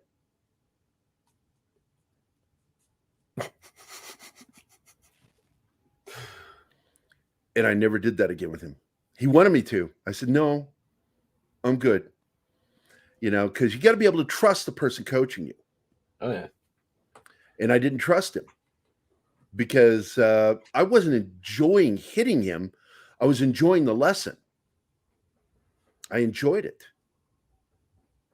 It had nothing to do with hitting him, But he turned it into something, and I saw a side of my dad I didn't like, and it was part of the thing that led to me learning to disrespect my dad. And it got bad towards the end, and this is what leads to that whole gun thing that you brought up, and pointing a gun at somebody. You don't do it unless you mean it. And that's how he raised me. I was raised with guns. And I was in the car, and he knew that I was getting ready to become an adult. I was going to be turning 18. And he was, the minute I turned 18, he would no longer get any support through Social Security for me because he got an extra check for me. And he wanted me gone. And it's what pissed me off. I'm like, that's it. I can work a job and help support Dad. I can help pay bills. But so he was wanting me to go in the Army when I turned 18. He said, I'll do it before you can turn 18. I'll sign the right for you to go in the military. You just won't be able to be deployed until you're 18. And I'm like, I don't want to do that. I was terrified at this idea. And I wasn't not patriotic or anything, but I wasn't emotionally ready for any of this. I just wasn't ready. And I kept going, no. And he wouldn't listen to me. And it finally led to me. He was driving me around this day. He wanted to drive me around and have a talk to me while I was delivering my papers because I was still a newspaper boy. And I was about to go into this building and, he's going to drop me off. And I said, I told him, I said, just drop me off up here. I'll finish the rounds by myself. And I said, you can go home. And he says, no, I want to finish talking to you because you're going into the military. And it just came out of my mouth. No filter. I just wasn't even thinking. I said, fuck off with that. And I got up and I got out of the car. And as I'm walking into this apartment building, I hear the door open and close and the chink, chink, chink, chink, chink sound of him walking with the fucking crutches. And I turned around. I'm inside the building. It's concrete floors, cinder block walls, and a row of lightweight metal mailboxes, the corrugated metal, really cheap looking mailboxes. So when he came walking in, the cacophony of echo was just crazy of his crutches, and just everything echoed, everything he said echoed. And I turned around with a, what the fuck now look on my face as I'm standing there. And he grabs me by the throat. And I mean, he fucking grabbed me by the throat. And he threw me hard against that fucking mailbox. And just the sound was so, wow. Because he put all his force and leaned into it over the crutch. Got his crutches on, fucking holding me by the throat against this thing. And I'm just looking at him. And out came that fucking Colt Commander 45. It's the shorter version. There's the Colt Combat and the Colt Commander. And the Commander has a 4-inch barrel instead of a 6-inch barrel. It's a better made pistol, to be honest with you. It's not more accurate or anything like that. It's just a better made pistol. And I saw this thing come out of his fucking holster. And he put it into my gut. And he pulled back the hammer. And he did. And I cannot remember to this day because it's just one of those fucking insane moments. But it reminded me when Bill Cosby said, I brought you into this world. I could take you out. And more importantly, I can make another one just like you, kind of thing. And he's got this gun in my belly. And I was sitting there and I realized, this is either going to be the end of me or not. And I'm not going to go out cowering. And I just stared at him. And I gave him the look. The look wasn't terrified. It was very calm. And I said, well, what are you going to do? Never in his life did he ever expect those words to come out of me. He had lost my fear of him. I wasn't afraid of him anymore. I wasn't afraid of dying. I was so fucking frustrated and angry at it was all gone. And he just sort of looked at me. And then I said, you've raised me.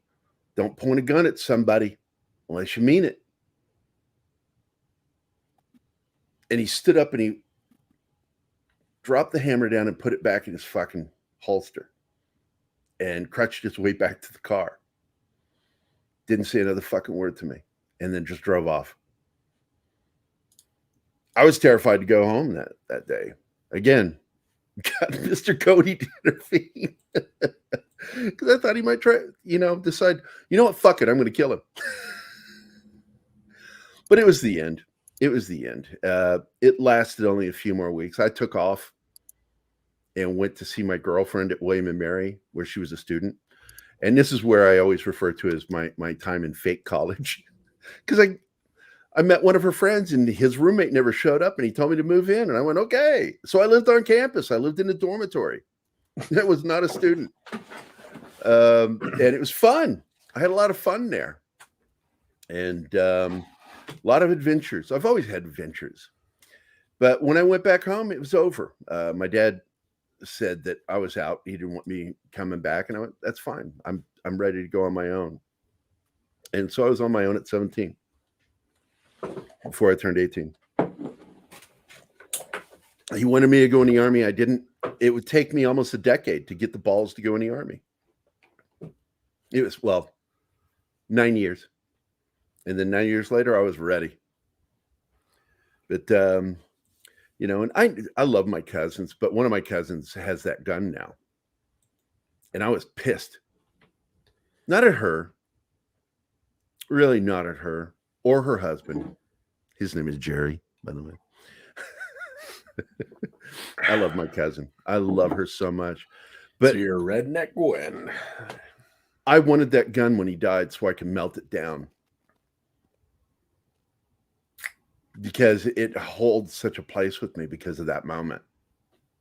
And it pisses me off that gun still exists. It really does. The story? Yeah. They know the story. I don't hide things from people. It's one thing I'm not. I'm going to tell you something about rock quarries in Missouri. Holy shit. I went with one of my Oklahoma buddies to talk like this. He goes, hey, boy, let's go down rock quarry. I went, okay. So we get down there and he goes, oh, that water looks good. I'm going to go swimming. I'm like, fuck that. I'm not going to swim in the rock quarry water. And I've seen enough fucking horror films. That's how they begin. So he dove in his little boxer shorts, man, left his suit because we worked together. His name was Marshall Devaney. He's still a friend of mine. And he dove into that fucking rock quarry water right outside Lebanon, Missouri. Fuck, man. As he swam out and then came back towards me, I was on a jetty hanging over. It was a cliff. But it was not a complete cliff. It was a grade that he was able to climb up out of it. And the reason he climbed up out of there is because I said, hey, dude, you're being followed. And he turned around and this is the first time I ever knew these existed. Freshwater jellyfish. And they looked really tiny. And I'm like, what the fuck is that? And I kept saying it. And he climbed up out of the water. And he's like, what the fuck is that? And we got down as close as we could get. And we saw they're fucking jellyfish. Freshwater jellyfish. They do exist. I went and Googled it later. Well, it wasn't Google. It was Yahoo at the time. I Yahooed it and looked it up. And I'm like, holy shit, they do exist. Ask Jeeves. Fucking crazy. And I'm like, why were they stalking? Because they were following him in the water. That was creepy as fuck. Jellyfish are fucking weird animals. They're all fucking central nervous system. And I think they're scary as fuck. People go, alien life. I said, we have alien life. It's right here on the planet. You look in the fucking oceans. Things underwater, those aren't fucking natural. There are several species of cuttlefish. Actually, all cuttlefish, technically. All cuttlefish are the only creatures on the planet that don't share DNA with anything else. Do you know that? I didn't. We all share DNA. There's a little bit of DNA shared between humans, fucking other animals, and creatures on this planet. Everything shares a little bit of DNA. Not fucking cuttlefish. Fucking squids, octopi. they're not fucking of this planet, dude. They came here after everything started. And they're not natural. And they're beautiful. They're scary as fuck. And same thing with jellyfish. Yeah, I can go look one up real quick.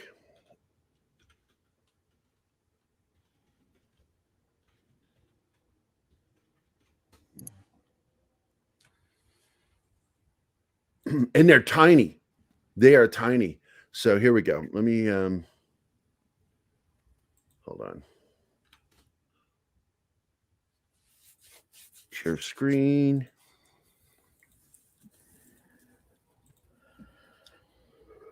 Here's an example of one right there. Here's how tiny they are. Now, the ones that we saw were the size of silver dollars. They're a little bigger than this. And it was fucking crazy looking. I wonder if there's any videos of them. Yeah, here we go.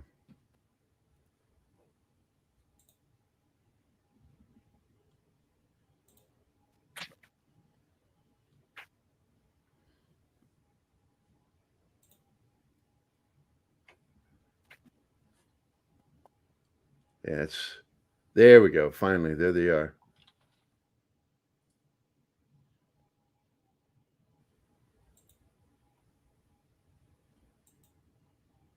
They're freaky, man. They're really freaky. I don't think that's a very good video. So, fuck them. Stop sharing. They are freaky, man. And we were at the rock quarry right outside Lebanon, Missouri. And I wanted to go back there again and throw like bait in there just to see if they're still in there. I bet there are, to be honest with you. I'm going to put money on that shit. But I don't know, man.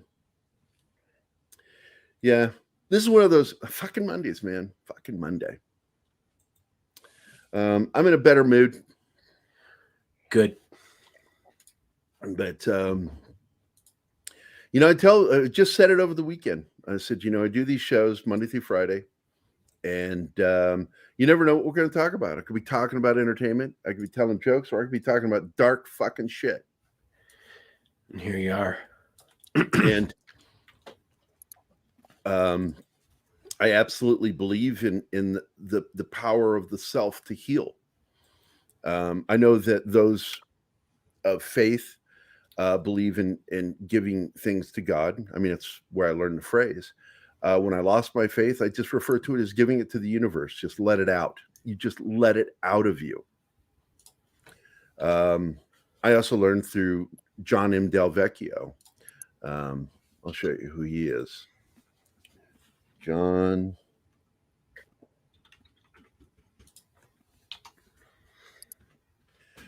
is a very close friend of mine. Somebody who he'll call me or I'll call him, and we'll have one of those long heart-to-heart conversations about how is life? How are we doing? I've worked with him, owned a company with him. John M. Del Vecchio, New York Times bestselling author of the book The 13th Valley, was his first bestseller for the New York Times. I, of course, did the new cover for it. This is one of my covers right here that I did for him right there. He's been a Fox contributor, news contributor for information.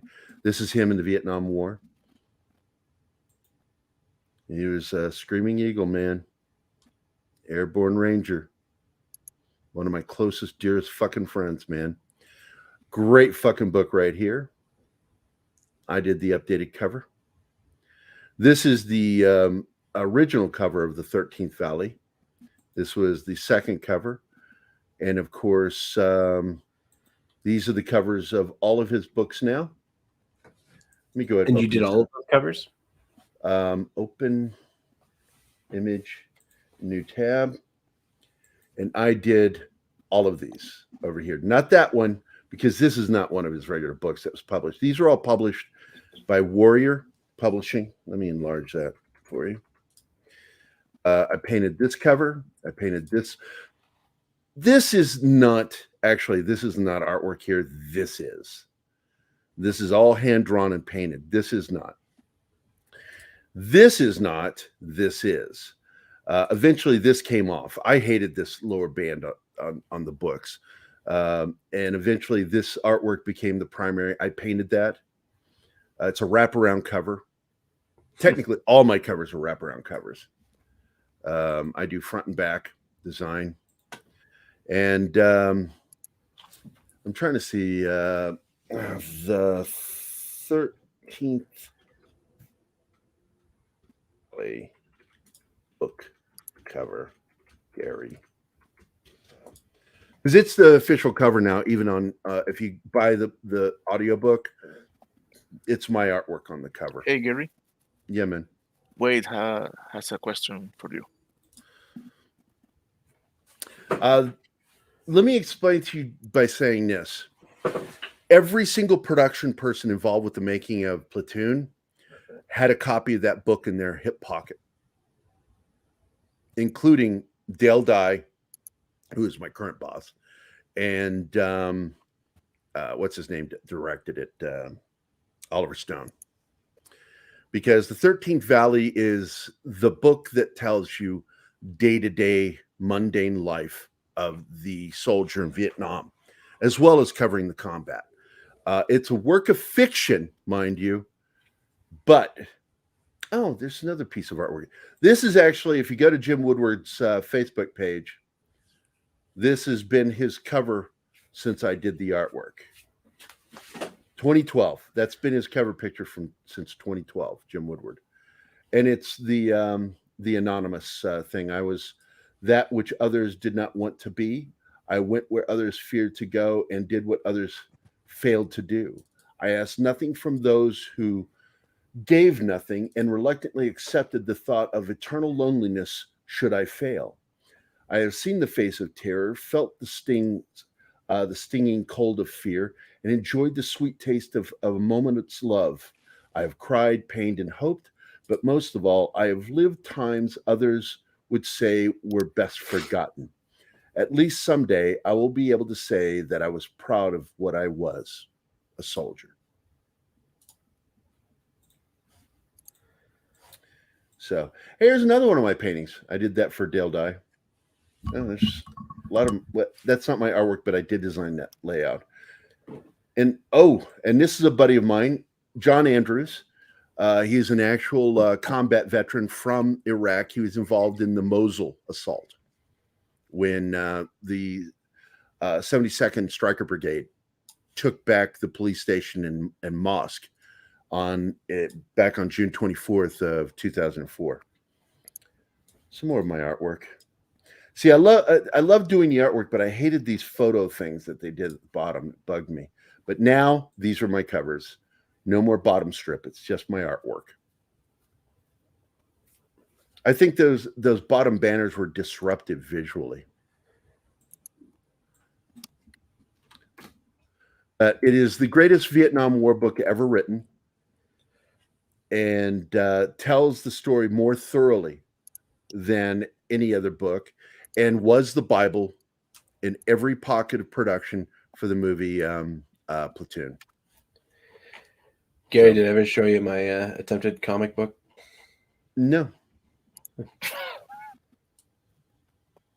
You can see my progression in how well I've drawn. And then I gave up and started doing all the puppets. Because if I drawing is way too much work. Hey, that's fucking artwork, man. Doing puppets. I'm going to go Well, to it is, Amazon. but totally different. And I can put out material quicker than trying to draw it. Gerry, I admit I used to love war movies a lot, and now I admit I only like war as a last resort. Look, I'm going to tell you something. You will never find anybody more anti-war than a combat veteran. Now, I admit it. There are some that turn into war junkies. It's not that they love war, but it's the ultimate rush to survive combat. And a lot of guys get addicted to that, soldiers. But the fact is, I tell people all the time, you want a really good anti-war film? Tell a true war film. you'll see the strength is always an individual. It's always individual strength. It's okay to show heroism. It's the nightmare of war that should frighten you from wanting to serve. But people like to make anti-war films, and every single anti-war film failed in the last 25 years. Every single one of them. The best war films should scare the shit out of you. And when you make a good war film, it is an anti-war film in its own. You don't need to go out of your way to make it anti-war. Just show war. That people are stupid.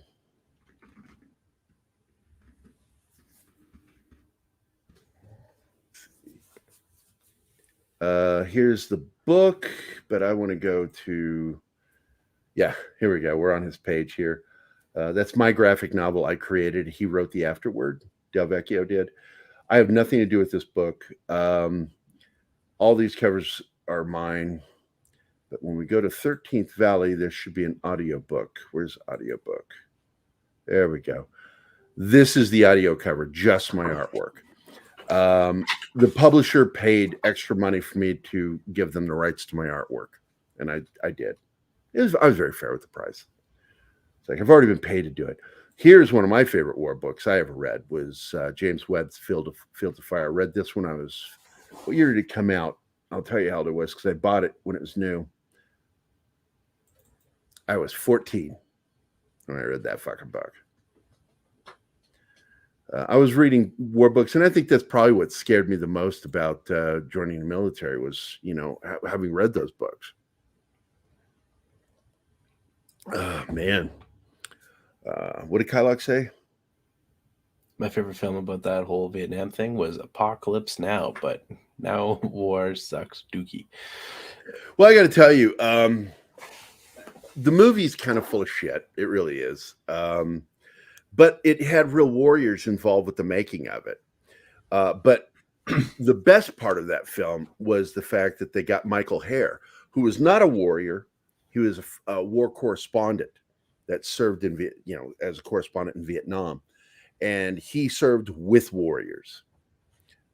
Michael Hare knew his shit, wrote a book. Now, some of the book is fictionalized.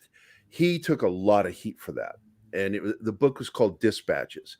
And it is still, in my opinion, one of the best books about the Vietnam War ever written. And it was written from the perspective of a war correspondent. But it also tells a story of, it talks about Dale Dye. Dale is in there. But it talks about another guy that people forget is Sean Flynn, Errol Flynn's son.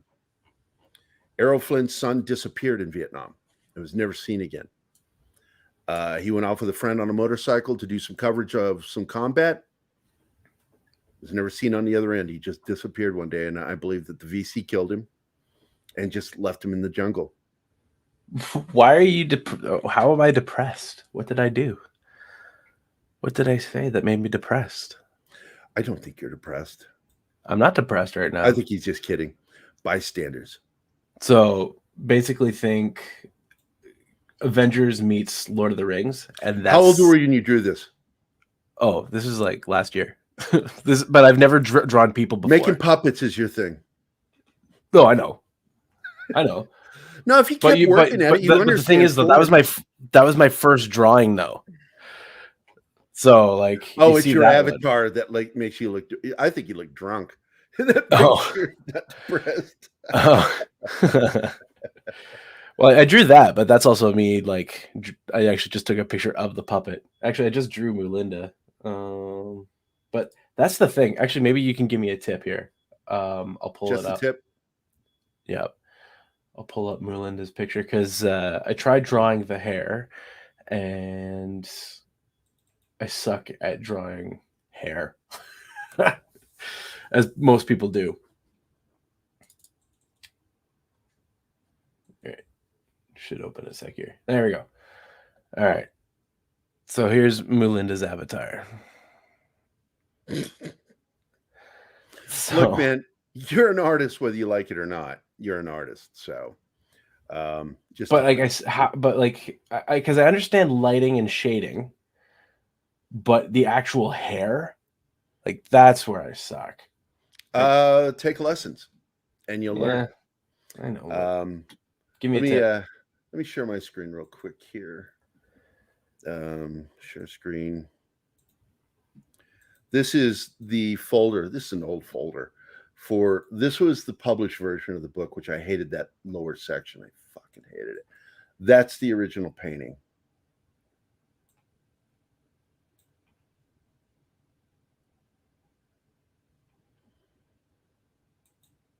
And I think they changed it now to where the final art on the new book is a little different, where they took that band off at the bottom, because I think it's distracting. It doesn't really serve a purpose. It's always with me. It's form versus function. I like this one. Dust Off is a true story of a buddy of mine who was a chopper pilot in Afghanistan. And this was the cover I drew for him and painted. This is actually what you would refer to as a watercolor style. It's mostly you see my pencils in there. Least favorite cover I ever did was that one. I'm not going to show it. I was not happy because the cover I did was not what got approved, and they wanted me to do a specific thing. I did it, and I was not happy with it. One of my favorite covers I did was this guy working with Fahim Fazli. That was the first version of the cover I did, and this was the final version. This ended up on the front and that on the back. Again, with the band at the bottom, which I hated. And that's the final version without the band at the bottom. And I think this is where we broke using the band. Because I'm like, you're really cutting into the artwork with that image at the bottom, rather than telling the story that I want to tell with his face.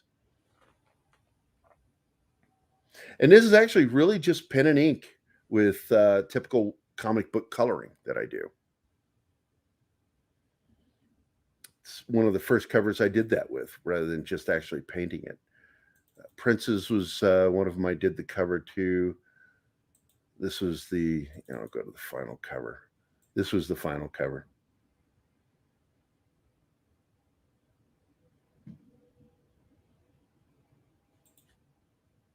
I've done a lot of covers for them. Black Sunday. Did I do a cover for that? What was that? Oh, yeah. This is the one with John Andrews. John actually sent me the picture. This is John Andrews right here. He's a buddy of mine that served in Iraq with the 72nd Stryker Brigade. He was with the Tomahawks. And I superimposed the photo, and then I drew him in and painted him. And then the final artwork. And what they loved about this was I put he was walking under the clotheslines. There was a moment in the book where the character is walking under clotheslines in this alley. And I wanted to capture that moment. And the author fucking loved it. And he wants me on every cover. But I'm like, you're going to get me on the cover anyway, whether you like it or not. Because I'm the official artist for Warrior Publishing. There you go, man. My desktop, Blade Runner. I guess we could talk a little bit about Blade Runner. Jesus Christ, man. I'm so aggravated with the state of things with Blade Runner. I really am. I enjoyed, to a certain degree, Blade Runner 2049. I felt it was superior in some ways to the original when it came to script, because we never got the full version of Blade Runner in 1982. We never got it. There are parts that were missing. And what we ended up with was finally, the final cut was the fully repaired version of the 82 film. But there were still scenes that were supposed to be shot that weren't in there, that caused problems. And better fleshed out who Deckard was. I was a kid and I didn't know any better than lately with the Ukraine stuff. It made me stop watching the news. Read news. Stop having people spoon feed you the news. Read raw news reports. Do not read anything that was written by a journalist with their opinion in it. Read raw news reports. I refuse to watch the news because that's opinion. Even their news, when they're reporting it, is opinion. Yeah, I did. I learned from Drew Struzan. It's like, you want to be a really good artist? And, somebody tried to talk shit to me one day about doing that. And I said, well, I'll tell you what, I can also do a portrait I can just look at the photo and draw it. Takes me 2 to 3 times as long. But I can do it. Can you do it? Also, when somebody uses the word tracing, it fucking pisses me off. I said, well, then if it's tracing, anybody can do it. So you create the artwork I create and see how good it looks. Tracing. Drew Struzan said it, man. You have to be an artist first to be able to trace properly. I'll let you question for my next 60. Sorry, someone random just popped in. What's that? Someone random just popped in. I just had to Oh. talk to them. That's where I went, if you were wondering. Well, You probably weren't. If when you have a seizure, what are you talking about? You go into a state after the seizure called post-ictal. It's what happens when every muscle in your body has tensed up and then begins to relax. And post-ictal causes a lot of people to go into a near coma. They pass out, they fall asleep because the body has just exerted an atomic level of energy having that seizure. And you go into what's called a post-ictal state. And when you purge emotional stuff, your body goes into a similar thing where your body begins to relax. All that tension that was built up begins to subside, and you go into a very relaxed state. I could just go in the other room right now and just fall asleep again. And I've often done that. When I'm in a bad mood, I'll make myself pass out and wake up. And you'll find sometimes you wake up on the right side of the bed when you do that. And I've done it. But today I had to get up because of the show. And it's like, crap, I woke up on the wrong side of the bed. Tough noogies. Guess that's the show today. But that's what I was getting at. And often, if you wait for me to get to my point, you'll find out what I'm talking about. I'm making fun of you, Floral. Yep. You're like, what are you talking about? I'm getting to my point. I'll get there. Not on your time. My time. Nope. But speaking of my time, I got to get going here. You got to get going. This is for you. It was good seeing you today, buddy. You too. I'm glad you. I'm glad you dropped in, buddy, because you are a cool dude. I fucking love you, man. Thanks. I work out. You work out. I learned to flex my friend muscles. Exactly. And I love you too, Martin. You're a beautiful person. And like the amount of wisdom that comes out of your mouth as you're going, and as you effervesce, I feel empowered. You son of a gun. You're talking to Martin. You're talking to Martin, not me. Yeah, Martin. Yeah. All of his words of wisdom. All right, boys. Stay out of trouble. Don't join gangs. See you later, buddy. See you later. Well, hold on. I wanted to see this. What did he say? Gary, always try to think of veteran no matter what. Yeah, well, I got to tell you something. That's nothing can make a veteran feel more awkward than being thanked for doing what he did. I know that a lot of veterans like that, but a majority of us don't. And it's not that we hate you for saying it. We do, on a deep level, appreciate it that you're, doing that. But at the same time, that's not why we did it. And I tell people, because I have my own personal comeback, and a lot of veterans have adopted the same comeback that I know. And it's funny that we came to the same conclusion, which is when somebody thanks me for my service, I go, thank you for letting me. Because it's the greatest thing that ever happened to me.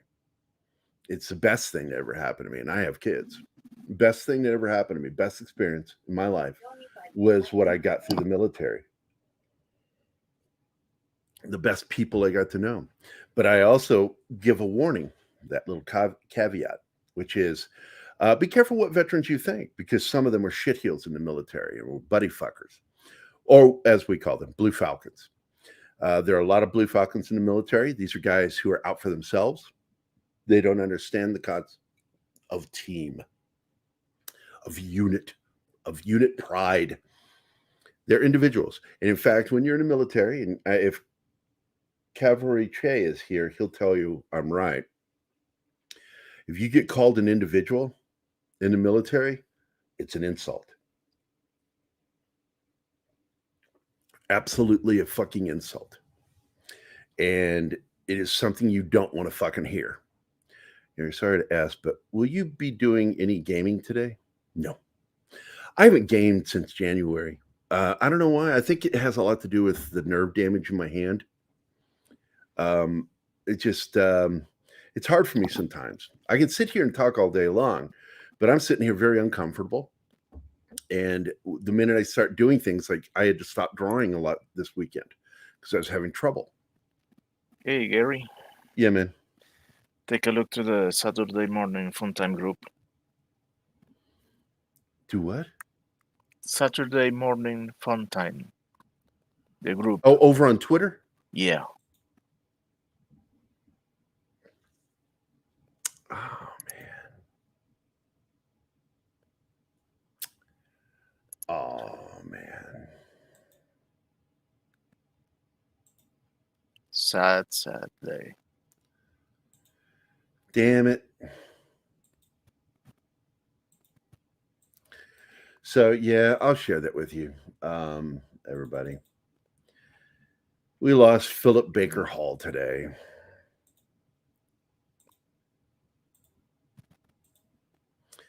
What a great fucking actor. And actually, this movie is a great film for him. I was not a fan of a lot of this guy's work. I mean, here's some of his films right here. And there's, well, Magnolia is one of his films. Oh, that one too. Boogie Nights is one of his films. Hard 8 is the movie. Hard 8 is this movie. And I like that film. I'm not that big a fan of Boogie Nights. Really not. But I love Magnolia. It was John C. Reilly's character. Me too, man. I fucking love John C. Reilly's character in that fucking movie as the cop. It's his story so much on the that I connected with. Yeah, I don't think it got any of the credit it deserved. It was a better film than reviewers gave reviews for it. It was a beautiful fucking movie. There he is. Oh, man. What a great fucking actor. Man, he really was. But the funny part is, he was already old when he became a star. So, you know, it was the law of inevitability that we would lose him. But he was. Yeah, good statement here. He was a goat. He was the god of all things, man. This guy was a fucking... You couldn't take your eyes off of him in a movie, man. When he was doing a scene, the intensity of that scene and what he was giving off, radiating into the scene, you just can't take your eyes off it, man. What a beautiful actor, man. Yeah, and these are, of course, all films that he was in.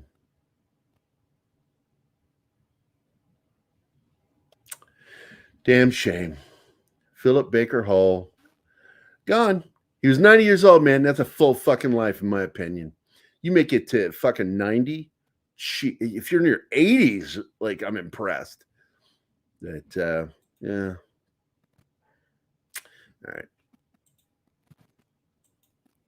So, I got to get to work. I have a meeting. I'm going to be meeting with one of the guys I'm doing a book for. I have to talk to him this morning over the cover. So I'm working on the cover right now. Thank me. I feel awkwardish. Yeah, see, it is awkward because you know as well as I do as a veteran that you signed up for you. You wanted to give of yourself, but it's for selfish reasons. I want to give of myself because it made me feel patriotic. It made me feel good as a person. And so when somebody thanks me for that, I feel kind of guilty. It's like you're thanking me for something that I enjoyed doing, that gave me great personal pleasure. Even some of the parts that weren't pleasant changed my life, impacted me in a way that changed the way I looked at things. I got a lot from the military.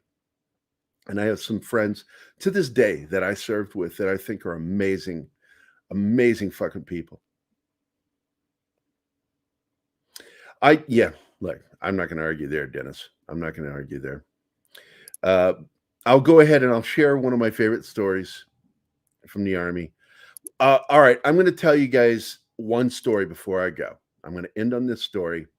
Do I tell the story of the hippie at Walmart? Or do I tell you the story of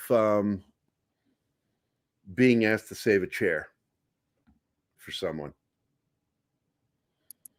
You guys tell me right now, say save a chair or hippie. Which story I go out on?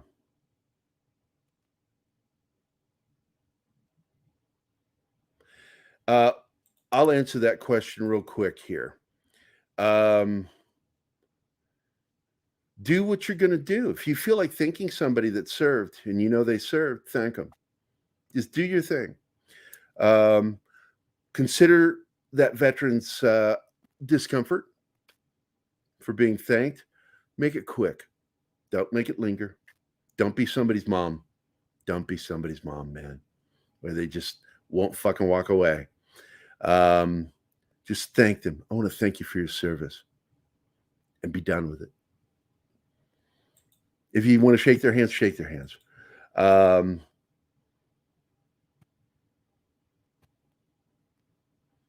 Yeah, there is no such thing as save a hippie in a chair. That never happened. Save a chair. You want me to tell the story? He says, hippie, I need another vote. I need another vote to, oh, wait, I got hippie. I think it's hippie. All right, so I'm at Walmart. All right, here it goes. I'm starting the story now. I'm at Walmart, and I'm looking for General Tso's sauce by Iron Chef. Actually, the one I'm looking for is specifically the powder mix because it's made by Birdsong. And I like them because they don't add the sugar. There's no sugar in it. It's just all the blending. And then you add, if you want to make it sweet, you add the sweetener to it, water, and you can add vinegar to it to make it a little more tart. So I am looking for this, and Walmart has always had it. But suddenly, this is right at the onset of when they started changing their aisles and where things were, where instead of in the baking section, you would find pie crusts and pie filling, it's now moved to the fruit section for some fucking reason. Instead of the baking section, it's Walmart. So all of a sudden, Birdsong is missing in the Asian section. It's not there. So I go looking in the mixed section. I'm getting very frustrated, and I'm asked two employees, and they're fucking useless.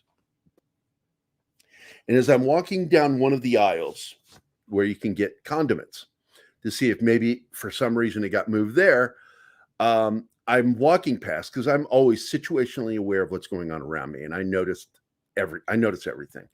So I'm walking down this aisle, and I see this hippie, his hippie girlfriend, and his crazy fucking white trailer trash grandmother walking in a muumuu with flip-flops, and she's pushing the basket, and it has an E-tank in it, which is real tiny oxygen tank, with a cannula going right up to her nose, and she's got just oily hair, all Mo Howard. And they're walking by me, and I see them, but I ignore them, and as I'm passing them, this hand jets out at me and grabs my left arm. And I turned and looked, and I clenched my fist because I'm like, I've heard of stories like this. Oh my God, it's going down. I'm going to have to beat the shit out of a hippie in the middle of Walmart. And I turned and looked at him, and I'm like, yeah. Like, yeah. And it was exactly like I phrased, yeah. And he goes, sir, may I thank you for your service? I went, sure. Thank you for your service. And he reached to shake my hand that was in a fist. And I unclenched it, and I reached out and shook his hand. And then I withdrew my hand, and I clenched it again, but this time for a reason, because that has nothing to do with fighting, is that this is what I do. If somebody shakes my hand, I do this. So I don't open that hand again until I wash it. And it's a thing that keeps me from touching my face or touching something that will touch my face because I'm a germaphobe. So and he's like, thank you for your service. And I shook his hand and I said, you're welcome. And I did that thing at the end where the voice went up, you're welcome. Instead of you're welcome, I went, you're welcome. Like, it's like, Daligiri. I think I'm not certain of what I'm saying or why you're thanking me. And then I backed away from him. He turned around to go about his business. And I'm still kind of looking at him. And I'm walking and I keep looking back at him. And I'm pondering how the fuck he knows I'm a veteran. I'm like, how the fuck did he do that? And I looked at my arm because my tattoo, you couldn't see my tattoo, it was covered. And I looked at my shirt and it was one of my regular shirts, nothing on it. And I'm like, what the fuck? I know I don't have that fucking military bearing that you just automatically know that guy is a veteran. You know, it's just some fucking long-haired weirdo. You know, so I'm walking and I got my hand clenched and I'm walking and I'm speeding my walk up as I go because I want to get to a bathroom to wash my hand. But I don't want to run because I don't want to look like I'm panicking or anything, but I am panicking on the inside. And as I get around the corner, I look back, and as I turn the corner, I'm looking back, and right when he's no longer in view around that corner, I fucking beat foot. I started jogging quickly, or what we call it's airborne shuffle. It's where you fall forward and you just keep your feet in front of you. And it's kind of a run. It's called the airborne shuffle. And I did that all the way to the back. I got to the bathroom and I'm scrubbing my hand. And there are people all over the place, men in this bathroom. Urinals are all taken. All the stalls are taken. I'm scrubbing my hand and I'm thinking, how the fuck did he know that I was a veteran? And I'm looking down and then I look up and I have a hat like this on. And I went, this really happened. I went, you fucking idiot. Out loud, I said. And everybody got quiet and they all turned and looked at me. And I realized it's one of those moments where the piano stops playing in the bar and people are looking at you. And I turned and looked and I saw everybody looking at me and I said, no, seriously, that guy's an idiot. And I walked out of the bathroom, those people not knowing what the fuck I'm doing. And that hippie fucking freaked me out, man. I was like, how the fuck did he know I was a vet? And I'm wearing the fucking military hat. Because I forget I wear these things. Yep, it was my hat. See, you guys see me sitting here telling this story with my hat on. So, you know, it's sort of giving the joke away. But you guys picked that story, so fuck you. No, I don't. I do not.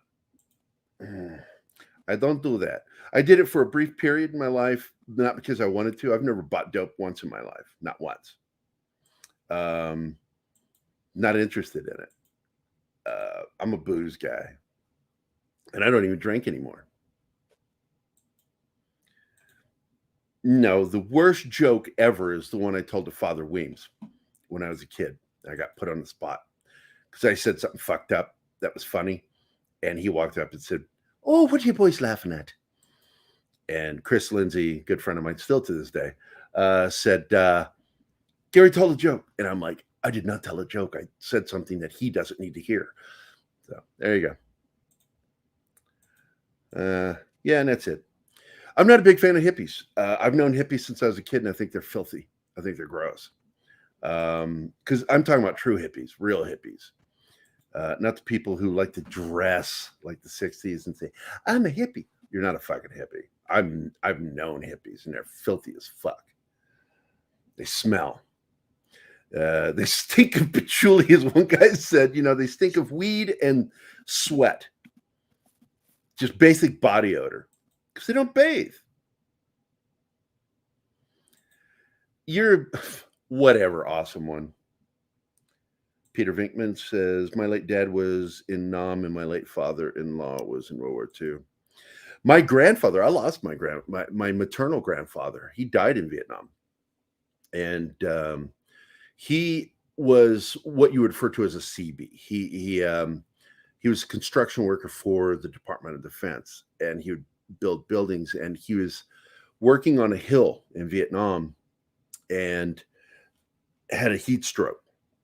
and the temperature of his brain went up between 104 to 112, and part of his brain was fried, and he went into a coma and never came out of it. And so my grandfather died in Vietnam. One grandfather, my grandfather on my father's side, paternal grandfather, he's a World War I veteran. Most of my cousins and uncles are either World War II or Korean War veterans, except my dad. My dad was too young, and my dad served at the exact same time as Elvis Presley. In fact, he was at the same base in Germany as Presley. Never met him. You never knew him, but they were there at the same time.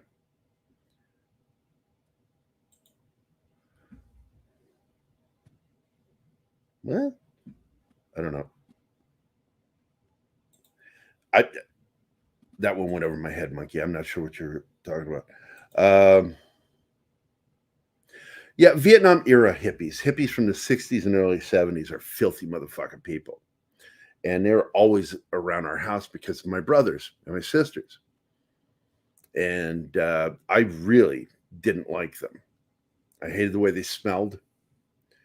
Yeah. But I have long hair. I've always had long hair, except for when I'm in the military. Yeah, ditto. I mean, I have long hair. Headset hides it. I've had longer hair. I fucking love the Irish. Yes, it was. Okay, I'll just tell it real quick. This was at the advent of CNN. So Chris comes in. We're altar boys, and we're cleaning up after Mass. And he's standing there. He says, "Man, have you been watching CNN?" I said, "No, we're poor. I have antenna TV. We don't have cable." He says, "Well, CNN's a news channel, 24-hour news channel." I'm like, "I know what it is. I just don't watch it." I remember saying that to him, just like, I'm not a fucking idiot. I know what it is. I just don't watch it. And Chris goes, "Well, they've been talking, this big case. This is huge news, about this. It was the first child molestation case against the Catholic Church where he's an adult." And, CNN was reporting, this is Wolf Blitzer when he's first starting. This is going to be huge. This is just the tip of the iceberg. Possibly millions of cases are going to start coming forward of kids going all the way back, to the 50s, 40s, are going to come up there. And so, he's talking about this, and I'm standing there wiping down some of the brass trays we have that you put the communion wafers on, wiping them down. And he finishes talking about this thing and how it's extending, and all these priests, it's going to change everything. And I'm looking down, and it got really quiet between us. And then I stopped wiping, and I just turned and looked at him. I said, "So, what, are we ugly?" And he started laughing because it just caught him off guard. I said, "So, what, are we ugly? And like, why weren't we molested?" And didn't realize that Father was done in the back, and he comes walking up there now, just in his black, priest outfit with collar. And he's like, "Oh, what are you boys laughing at?" And Chris, startled, goes, "Oh, Gerry told a joke." And I'm like, eh. So I had to tell a dumb joke. And it was the first thing that came to mind is a joke called "Click, Pitter, Patter, Whoosh." It's a joke I laughed at when I was in the 4th fucking grade. So I told the joke, and dumb. It's just dumb. It's kind of funny, but it's mostly dumb. And he looked at that, and he's like, "You boys were laughing that hard at that? Oh, you're idiots." And he walked away. And I turned and punched Chris in the arm. I'm like, "The fuck, dude? Sorry, man, I panicked." So that's that story. But then it fast forwards, 40 some years, and I confided in Father Wings what I actually said. And he's on the phone with me, and he goes, "You said that? Oh, you're awful. I'm so ashamed of you. I'm ashamed of you. Before, I thought you were just an idiot. No, I'm just ashamed of you. And he hung up on me.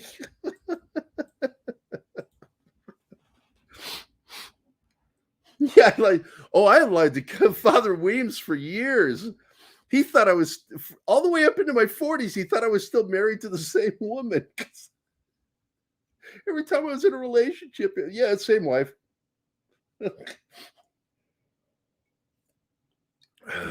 Yeah, man, because I didn't want him mad at me. Oh man, he was more of a father to me than my father.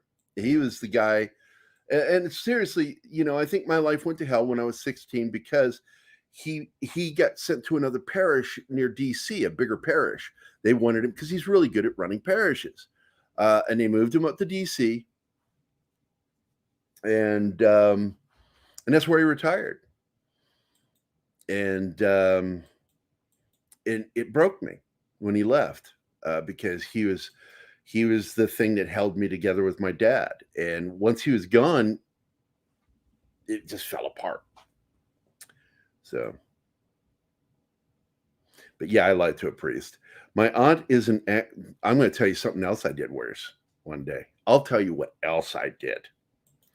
It'll make you laugh. My aunt is an actual hippie. It's strange how loyal she is to current government when it was all freedom when they were younger. Yeah, look, man. People that were hippies back in the day were all about liberty and freedom, man. All about liberty and freedom. Now it's like we want our freedom, but you who don't think and talk like us, you need to be shut up. Interesting switch, ain't it? Interesting. So, but I don't want to get into that. I'm in a good mood now. Martin, do you have my list for me?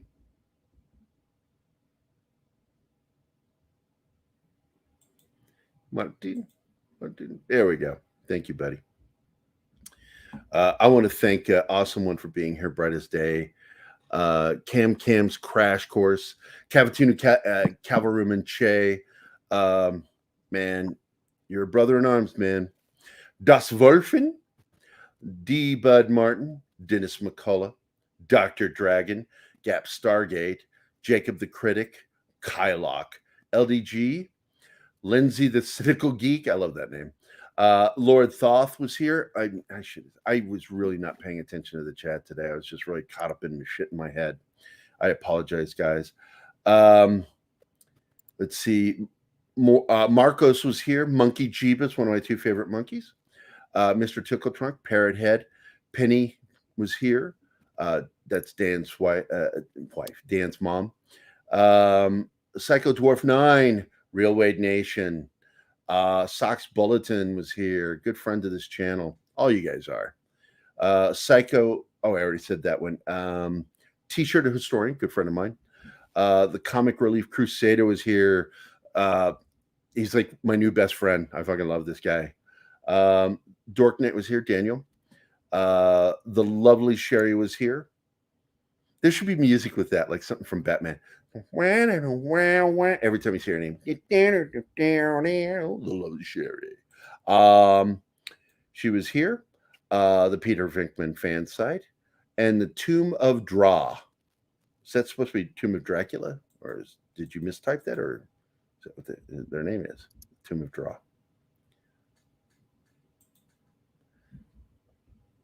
What is this? My old hippie neighbor believes everything the fake news tells him. Well, they were idiots to be hippies in the first place, so big surprise. 10 years ago, he wouldn't believe nothing on TV. Now it's, yeah, look, you believe what you want to believe. That's the thing. And TDS is a real thing. I've watched it. It cost me a friendship with a guy. And that's what I was worried about with my friend this weekend was that I got to watch my P's and Q's because I remember the last time somebody was having a TDS seizure because it is a real thing. A TDS seizure happens, and it's a hell of a thing to go through. This is what I look like when it happens.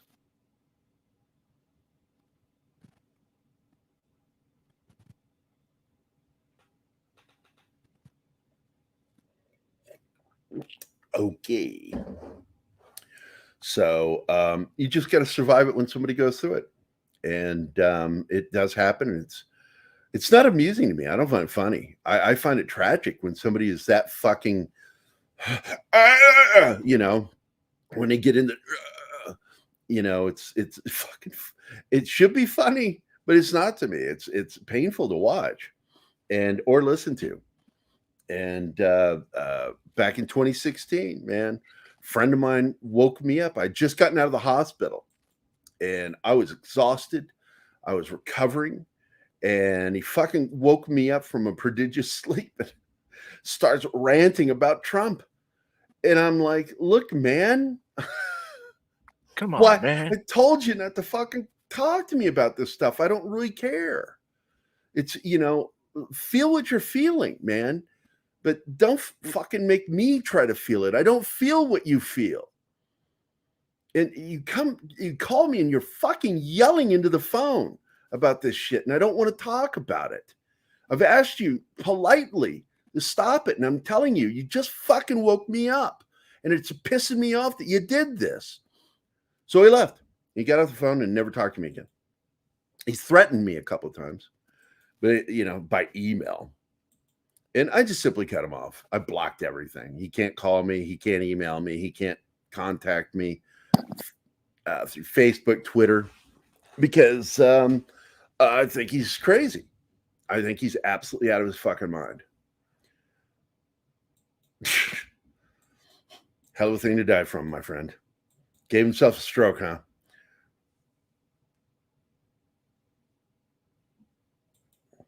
Well, I've been called a hippie several times because I have long hair.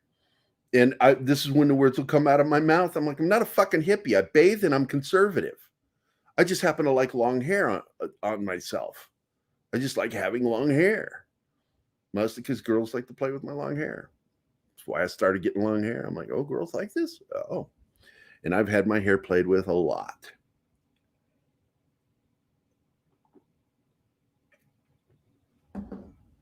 I got to tell you, man, let it go. People who do that don't know how to handle stress.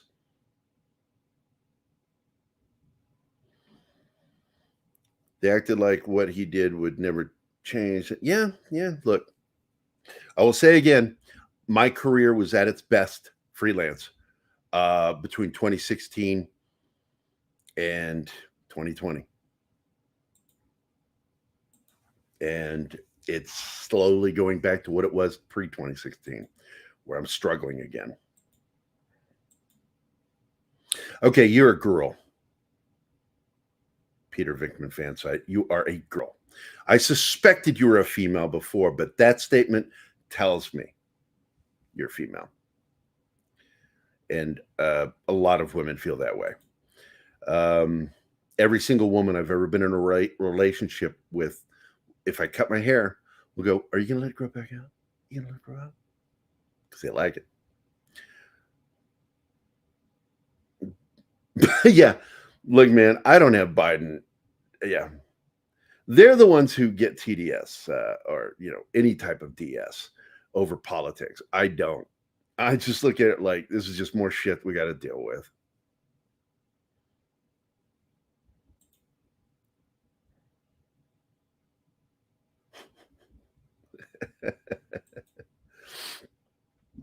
So, yeah, with that, I thanked everybody. I think I got, yeah.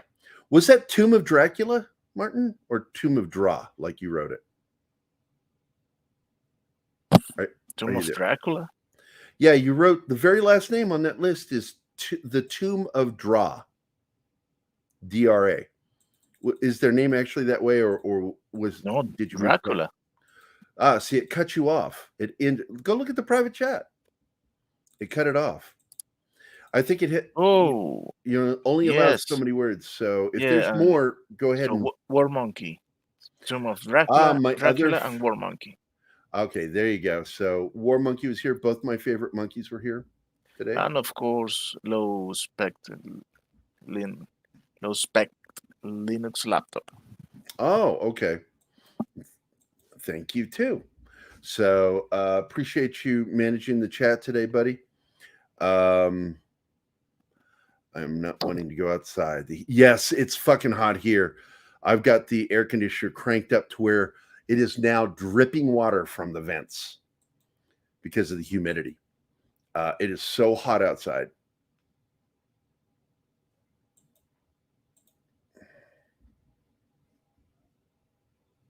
Well, that's just it. And yet we're still not fucking losing our minds. And, and the whole January 6th thing is just ridiculous after months of fucking dealing with BLM and Antifa doing what they were doing in cities and in the streets and hurting people, destroying businesses, doing actual damage to the infrastructure of this country. And this January 6th is where they draw the line. And if I say that to one of these people in one of their TDS seizures, that just makes it worse. I'm serious. They go complete remode. And attack me. And I'm like, I don't interact with them. My dad, one of the few things he taught me, actually technically it's my grandfather.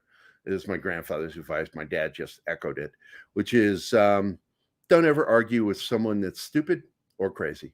And often it's both the same person. Just don't argue with them. You're not going to win. You can't win with crazy or stupid. Stupid is ignorance, knowingly not wanting to learn. That's what stupidity is. Unwilling to actually learn facts or truth. And by the way, truths are personal. Facts are proven. So, when you hear someone that's talking science and uses the word truth, they don't know what they're talking about, because there's either scientific facts or scientific theories.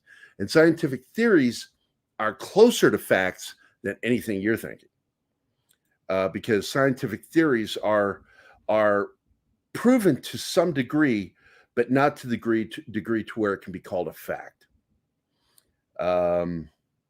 Truth is something personal, your personal truth. And I got into a fight with a science buddy of mine who's a producer on the show once. It wasn't really a fight. I mean, it was just a debate. And he kept saying truth. And I said, that's not a scientific truth. There's no such thing as a scientific truth. There's either scientific facts or scientific theory. If you want truth, go study philosophy. That's where you learn truth. And he goes, well, blah, blah, blah. And I went, no, there's a world of difference. Go look it up in Webster's dictionary, and it'll tell you the difference between truth and fact. And I live in a world of facts. I'm a science guy, always have been. And I said, and you were always a science guy. You're part of the reason why. That's part of the reason why we became friends. I'm talking, of course, about Jim Woodward. And he came back and he apologized to me. I was right. And I went, yeah, I know I'm right. I wouldn't fucking have an argument if I wasn't certain of what I'm saying. That's what I tell people. It's like, why do you have such a solid record of winning fights or arguments? I said, because I only argue when I know. I don't argue when I'm not sure. So of course I'm going to have a great bat. Those are the balls I didn't swing yet. I only swing at the balls I know I'm going to hit. It's just like with baseball. I'm sorry. Again, sports analogies. Anyone wants to watch on streaming? Oh, sweet. Yeah. Playing pinball. Sweet. Gerry? Yeah, I'm gonna. What? Yeah. I post the That's Wolfen channel in the private chat because I don't know if it's showing up in the YouTube chat. So if you can, share it. Cut. Thanks. God bless you. Fuck you.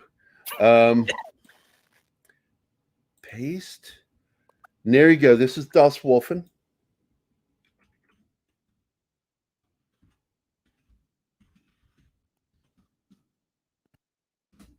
There you go.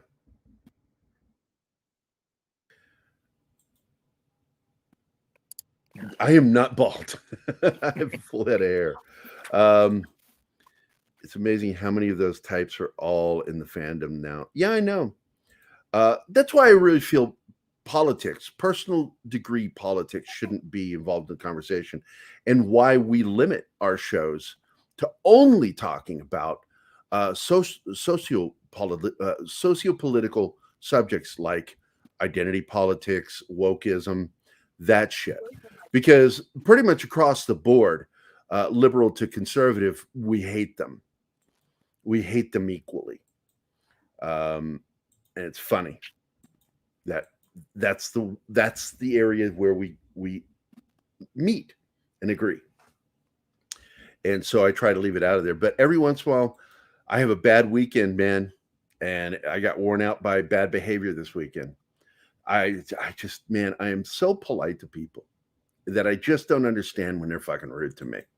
When I'm being polite and I'm helping them, I'm doing something for them, and they get shitty with me, and I'm like, because they didn't like my response. Well, I don't care if you like my response. That's my response.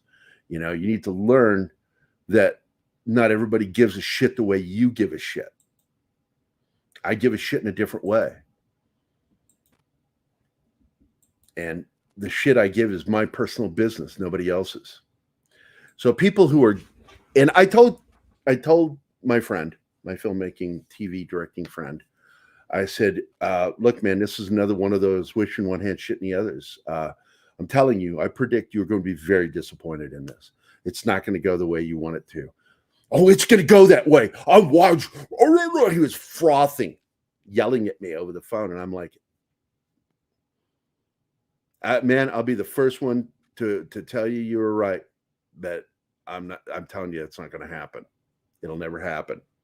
And I did say, you'll see Hillary Clinton go into prison before any of this shit happens.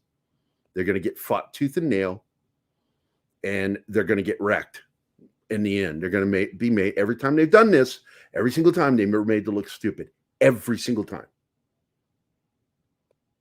Every single time.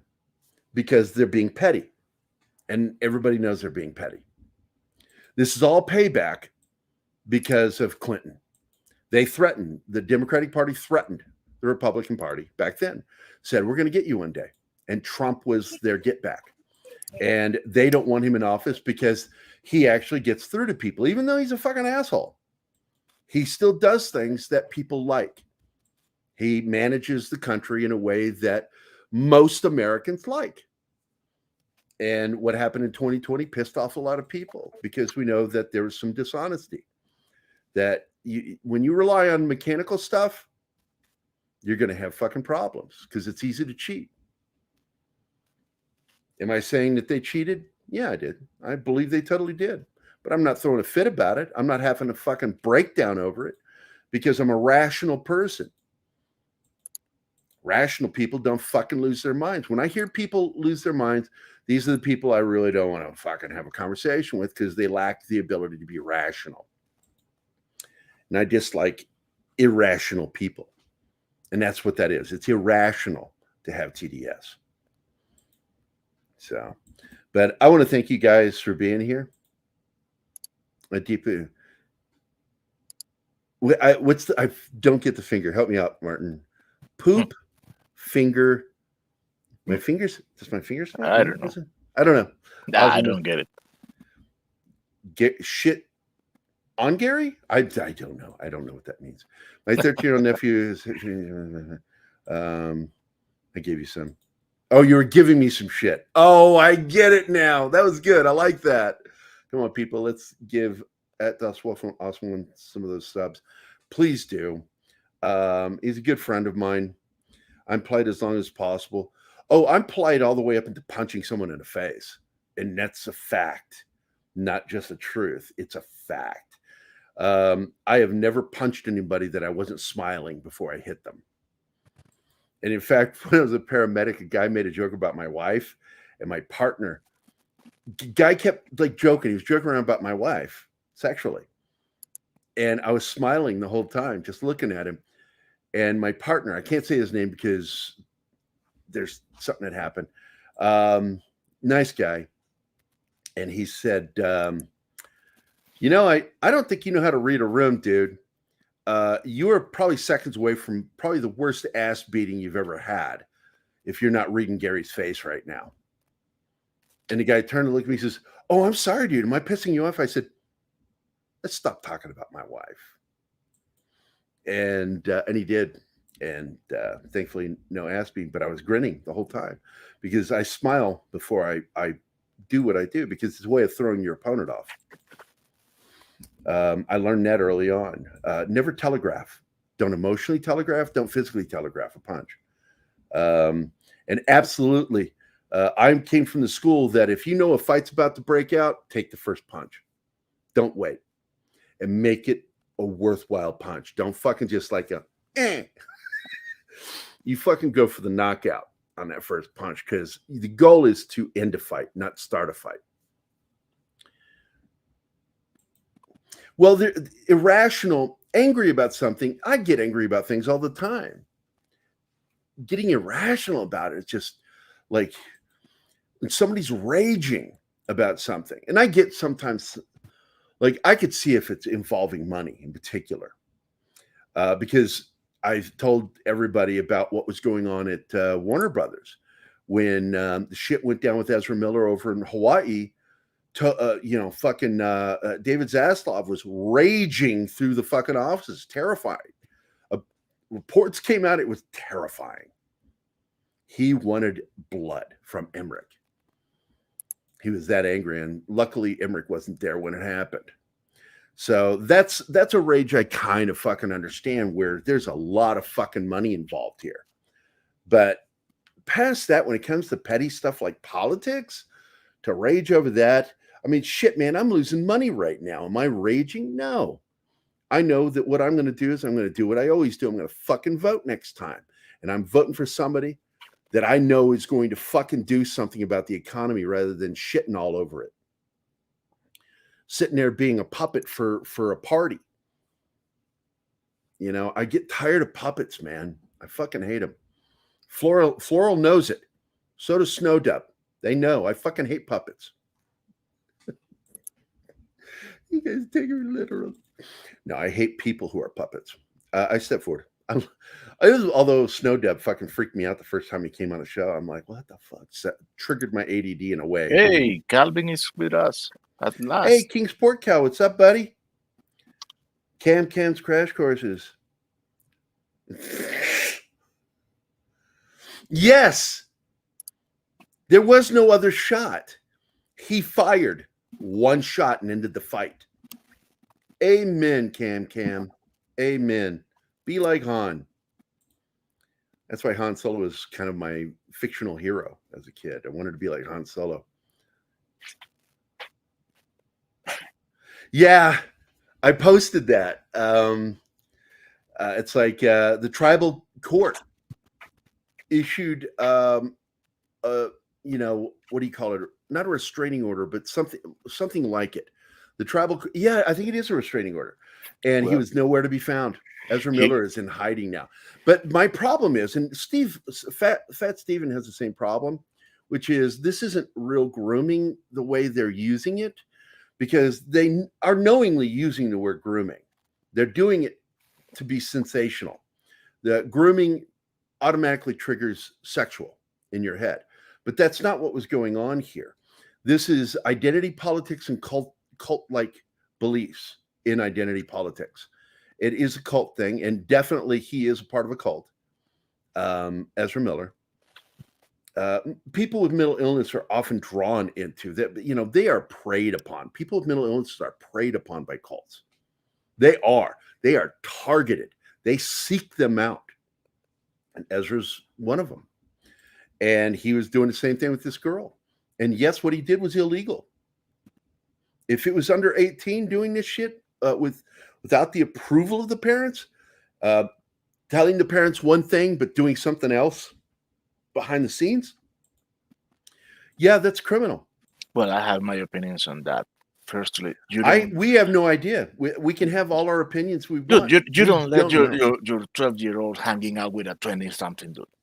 Why? Well, look, this is the same shit that went on with Michael Jackson. These parents let their kids do this. They were letting this guy hang around. Now, maybe they saw him as somebody that was helpful, and because he was a celebrity, thought that he'd behave himself. But I'd never let anybody do that with my kid. Fuck no. I give a shit about my kid. I'm the one that teaches her. I'm the one that helps her. Yeah, fuck that shit. So the parents are at fault in some of this is too. But if he acted inappropriately, it still is on him. Oh yeah. It's still on him. If he did things that were inappropriate, like if he was grooming her in any way, shape, or form towards religion or whatever, against the parents' wishes or unbeknownst to the parents, which is technically against their wishes, yeah, he should be in trouble. But I dislike that they're using the word grooming when it has nothing to do with him grooming her for sex. They're using this intentionally. It's salacious. It is sensationalizing, and that's it. And it's there for that.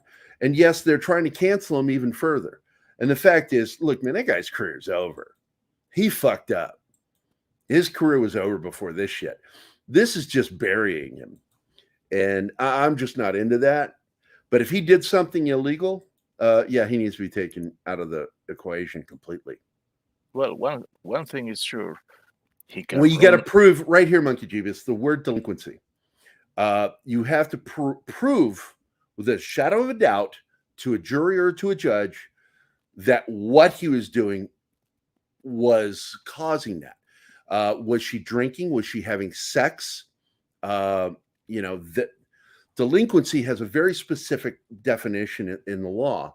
Delinquency means doing things that were socially illegal for someone that age to be doing. Religious culture is not that. Believing, worshiping, whatever, that's not. It's protected. It's a constitutional right. The problem was in how he was converting her.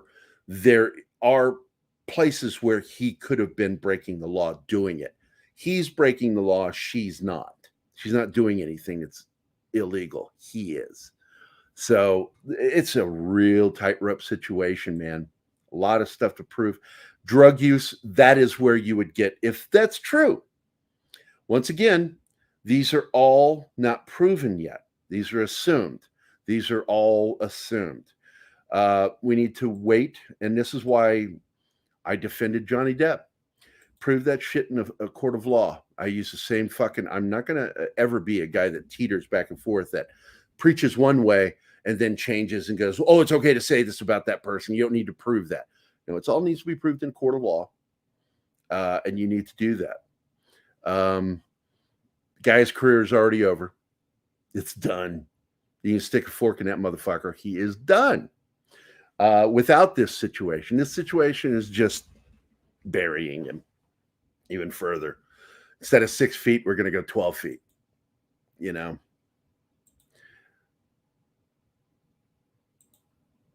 Well, I can tell you, my buddy Shane Moore, I got to get him on this show eventually. Shane and I both have the same philosophy that we are never alone with anybody at conventions. I've always been that way, and I don't touch anybody unless they're a close fucking friend of mine. And I will put my arms out, and they have to react to it. If they don't react to it, I put my arms down, but every friend wants a hug. So, but I never walk up to them and hug them without permission. I put my arms out. God, I want to hug you. And if they go, yeah, I want that, that's when it happens. That way it's two people, not one coming in. Who lets their kids sleep in the, oh yeah. Well, I knew some fucked up shit was going on even with the Smiths, Will and Jada, when fucking, what's her name, was sitting in a bed with that kid from Disney Channel. I'm like, what the fuck? And that's when I lost respect for Will Smith as a person. And I've never really liked Jada to begin with. I think she's abusive, psychologically, not physically. And we've seen it already in video where she emasculated fucking Will Smith on video.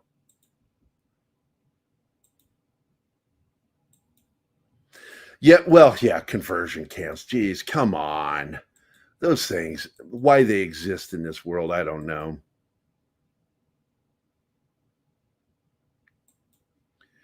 It seems to me they're just easily duped by anything. You know, and instead of relying on their own instincts, they were looking outward instead of inward. Fuck. You know, parents can't be parents when they do that. They're making a mistake.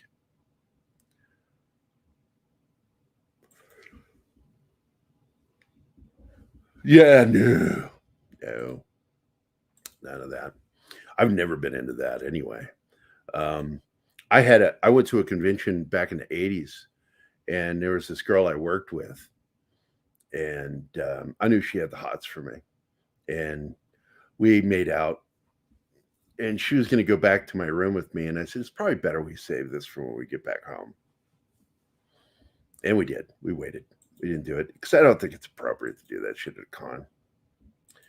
But Shane Moore and I keep our distance, and I'm going to start doing the con things here next week, or this week, actually. This week, we're not going to have our regular TGIF. We're going to be,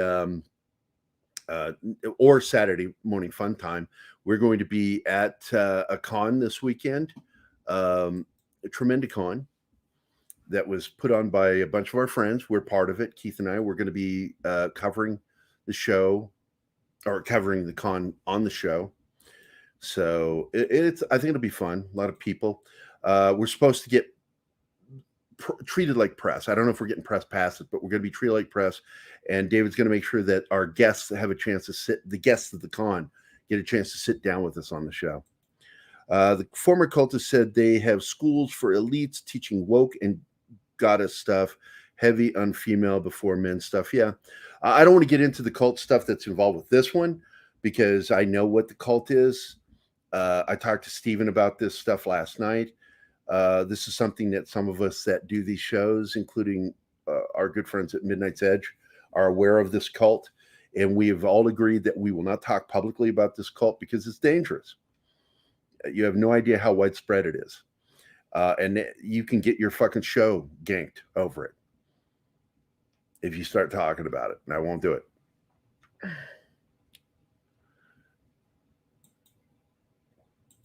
Well, the problem is this is the problem with these people that are sex offenders, that they try to hide inside of these groups, and these groups will not in the end protect them. They won't. Because you've seen NAMBLA trying to become part of the gay lesbian culture, and they reject them. And anybody who supports sex between adults and young people should be shunned. That's fucking sick. That's why, I made the joke, and you'll see it on Scoop Zone, It's like, I'm a grown fucking man. I'm not going to watch Ms. Marvel. The show's not made for men over 40 or in their 30s. If you're a grown man watching that show by yourself, that's fucking creepy. I get it that, Cameron has a reason to watch it because he's watching it for the representation of his religion. But I think it's creepy to watch shows written and designed for girls. I think it's weird. If you're gay, fine, watch them. Doesn't mean anything. But if you are a man my age, heterosexual, you shouldn't be watching Ms. Marvel. That's just kind of creepy. I would feel creepy watching that show. Wait, I missed something here. I read that. Yes, I agree. Yeah, yep, that. Yeah, Tremendicon. Yeah, are you going to be there, Dust Wolf? I'm assuming you're going to be. Oh, you're not going to be there, you son of a bitch. So I won't see you until the next Vision Con then. Okay. And we will be at the next Vision Con. I watch everything Marvel because it contains information on the whole. After this last bait and switch, I'm done. I'm done with Disney Plus. The only thing I will watch on Disney Plus, but not on Disney Plus, is Mandalorian. But I may give up on that if some of the things that they're doing happens. I'm probably going to give up on that too. I reject woke, and I reject fucking bad writing, and I absolutely reject bait and switches. When you tell me that this is going to be about this thing and then make it about something else, you've lost me as a customer.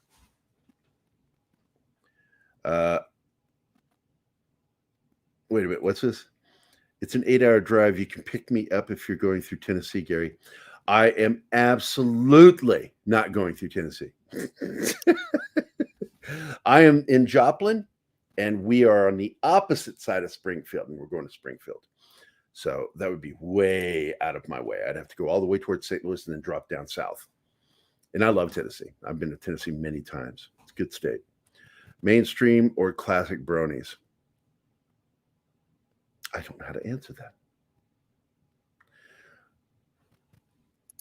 I don't know what the difference is. Is there a difference in bronies? I didn't know there was different versions.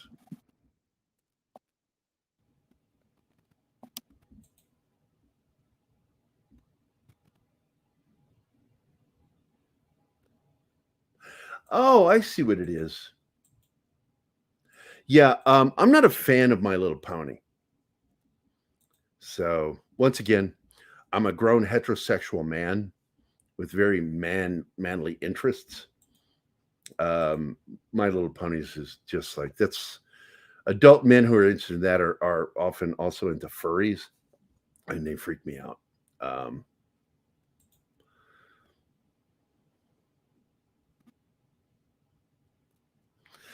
Springfield, Missouri.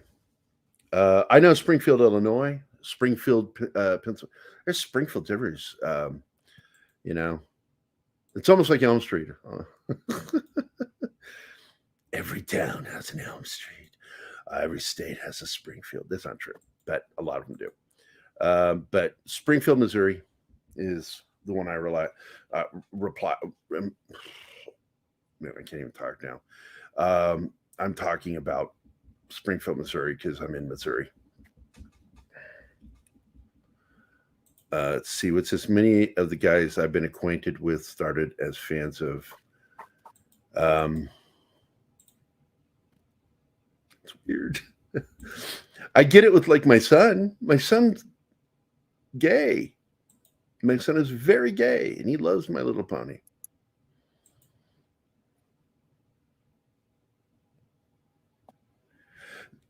I don't know if that's true because there are only 50 states. I don't believe there's more than one Springfield per state. That would be really fucking weird. Yeah, I got to go, man. I'll see you tomorrow, Dust Wolf. I'm sorry to hear that, man, that you're not going to be at the show this weekend because I'm always looking forward to seeing my old friends. So I will talk to you guys later. And I'm going to end it here. I want to thank everybody for being here. This has been one of these episodes. You know what really grinds my gears? There you go. That was the episode today. With that, I'm going to go. Let's see. Where is it? Coffee. Shit talk. There it is. Morning coffee. Martin, thanks a lot, buddy. I'll talk to you all tomorrow. You're welcome. Have another day.